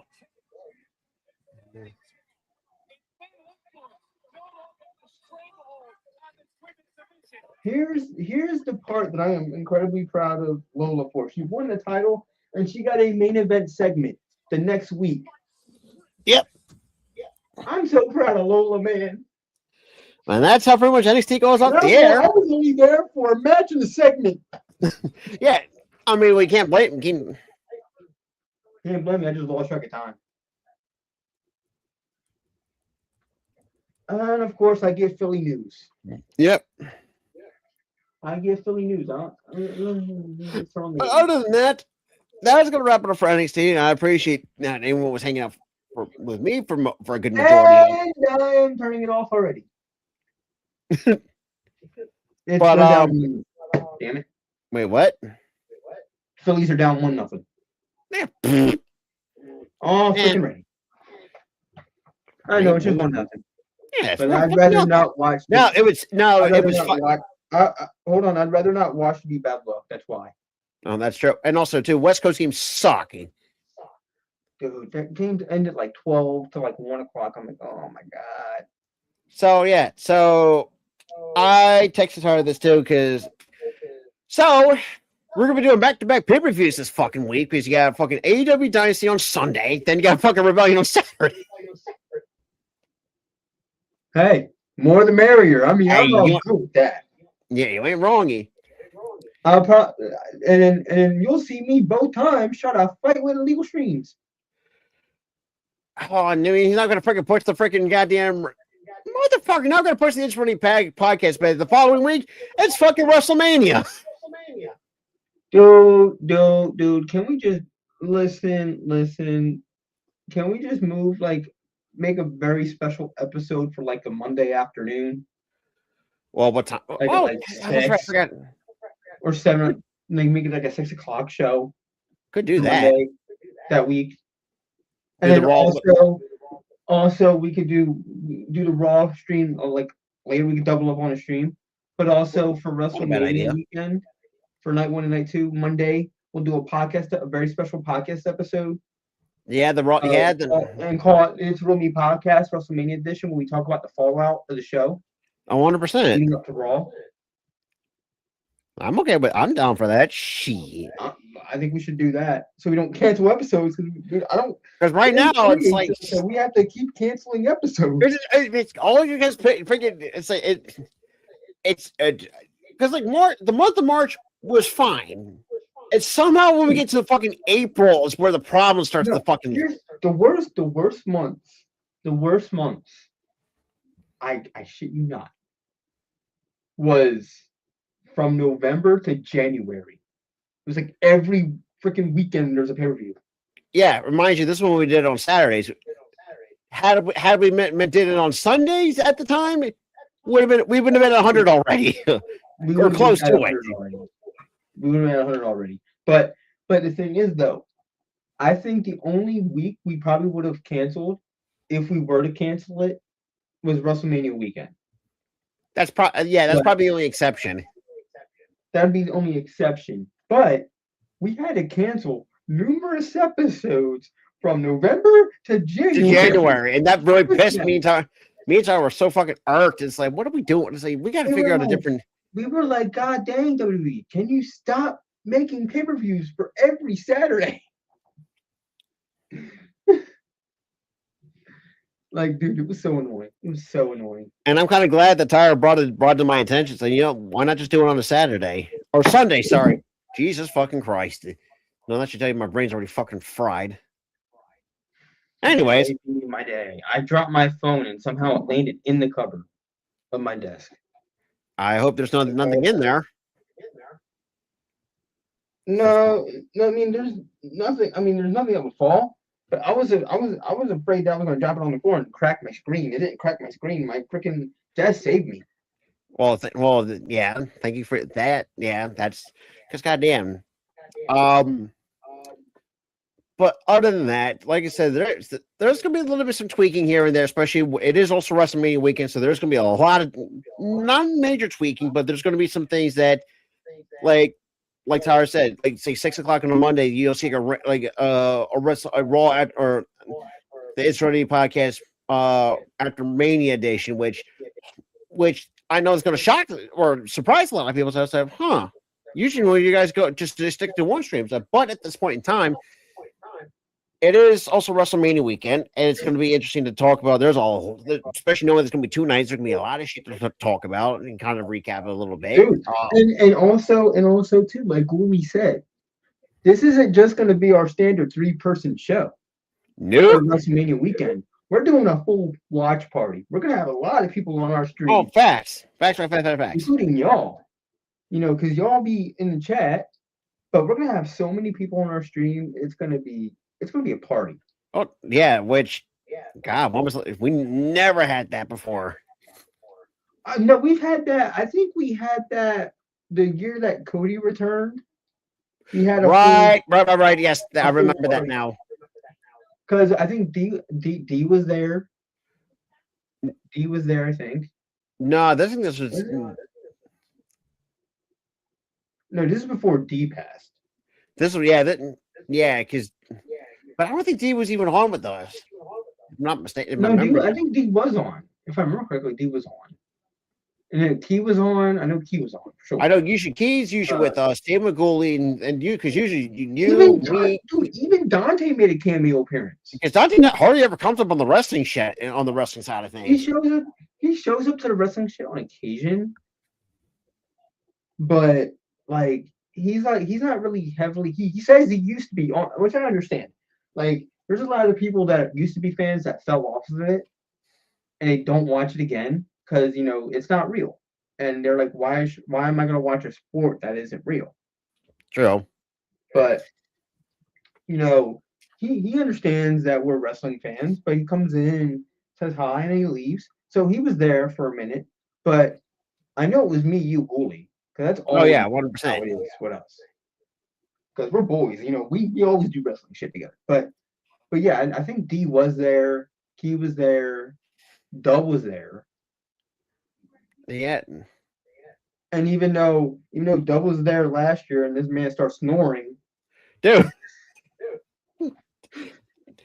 But and come to rest, and this all looked at each dude. It was funny though. We all looked at each other like, who I said so. I was like, who the fuck is snoring? We're like, oh shit, Dub. And then come to find out that Dugoy said Dubs has been doing a lot since around like 6 a.m. that morning. It's like, it's like makes sense. I mean, like, you know what? We're not mad at Dub for that. I say you should just went to bed 7 coming on stream. So I'd rather just go to bed than.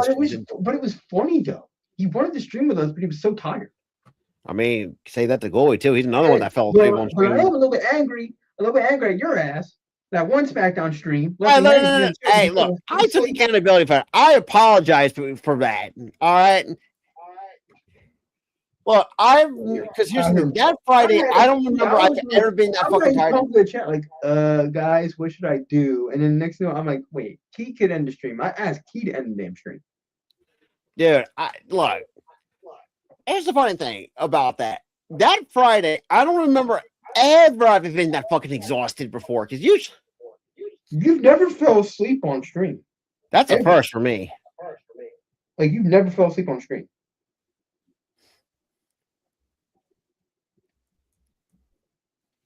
Other than that, that's gonna do it. Because I gotta get ready for bed because I gotta work in the morning. But other than that, again, people, I'm sorry I was here for a match and a segment only.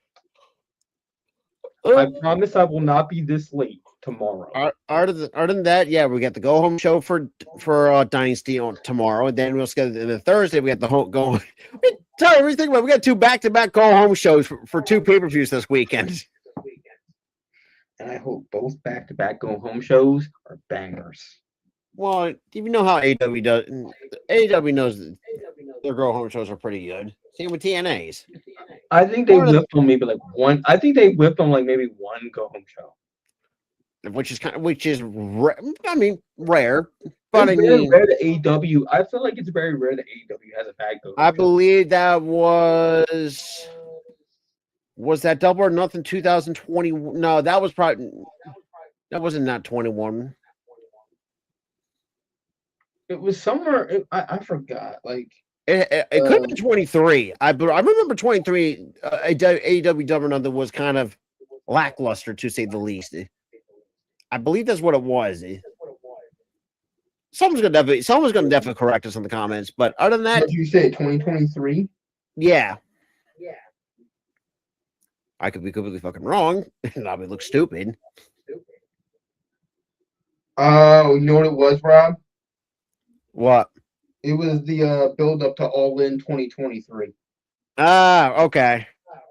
Because it was overshadowed by AEW trying to be petty as hell on Punk, and they showed the clip of him absolutely doing absolutely nothing to Jack Perry. Oh God, yeah, the fucking Absolutely. fallout to wherever that shit was. That overshadowed everything from that Go Home show.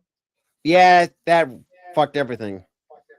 And dude, I completely turned it off halfway when they did that, laughing. I'm like, y'all really are that mad that Punk just choked him out?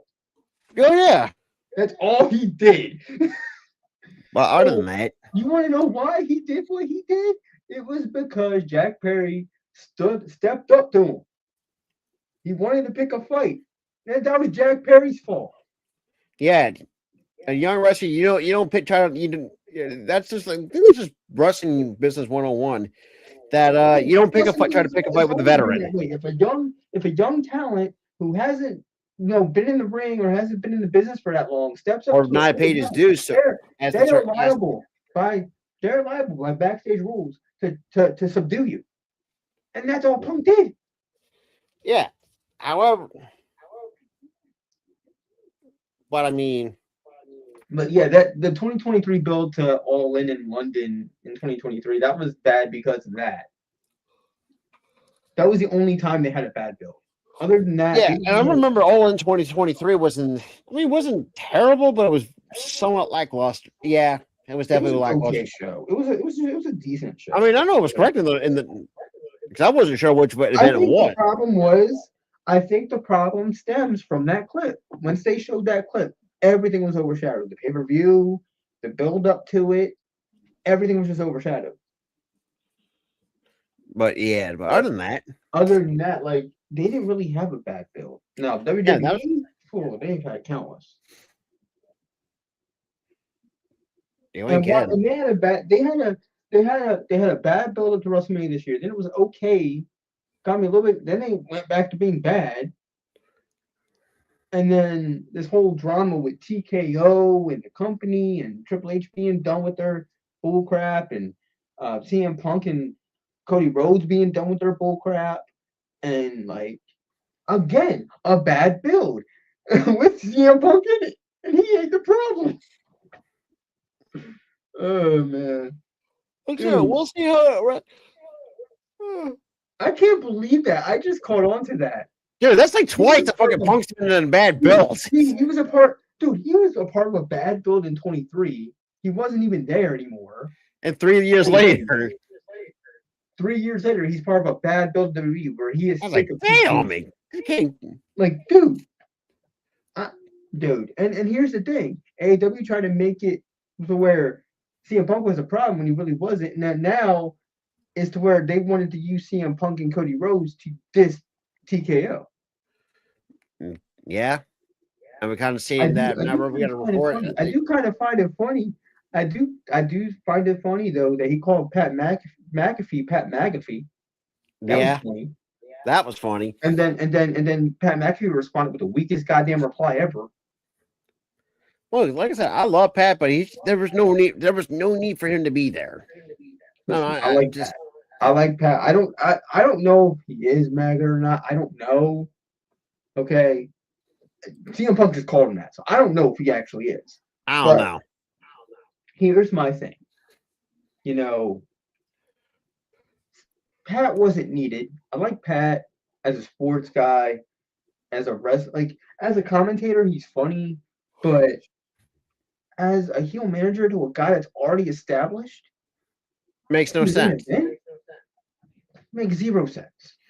And the thing is, now now with him being the mystery caller, you pretty much turned a lot of everybody away from the Randy and Cody matchup because of Pat's now involvement.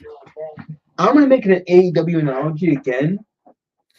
Basically, your build up for this, and the way that the reveal was, it was basically how the exploding barbed wire death match went. We expected fireworks and we got sparklers. Oh, or the fact that sparklers knocked somebody out. It's like, what the fuck? But we did get a funny moment from Kenny Omega after that. Yeah, that's true. 69 me, Don. That is true too. But other than that, we're gonna wrap it up because I gotta get ready for bed. I have to be up for work Yeah. again. But other than that, good night, everybody. Peace, y'all.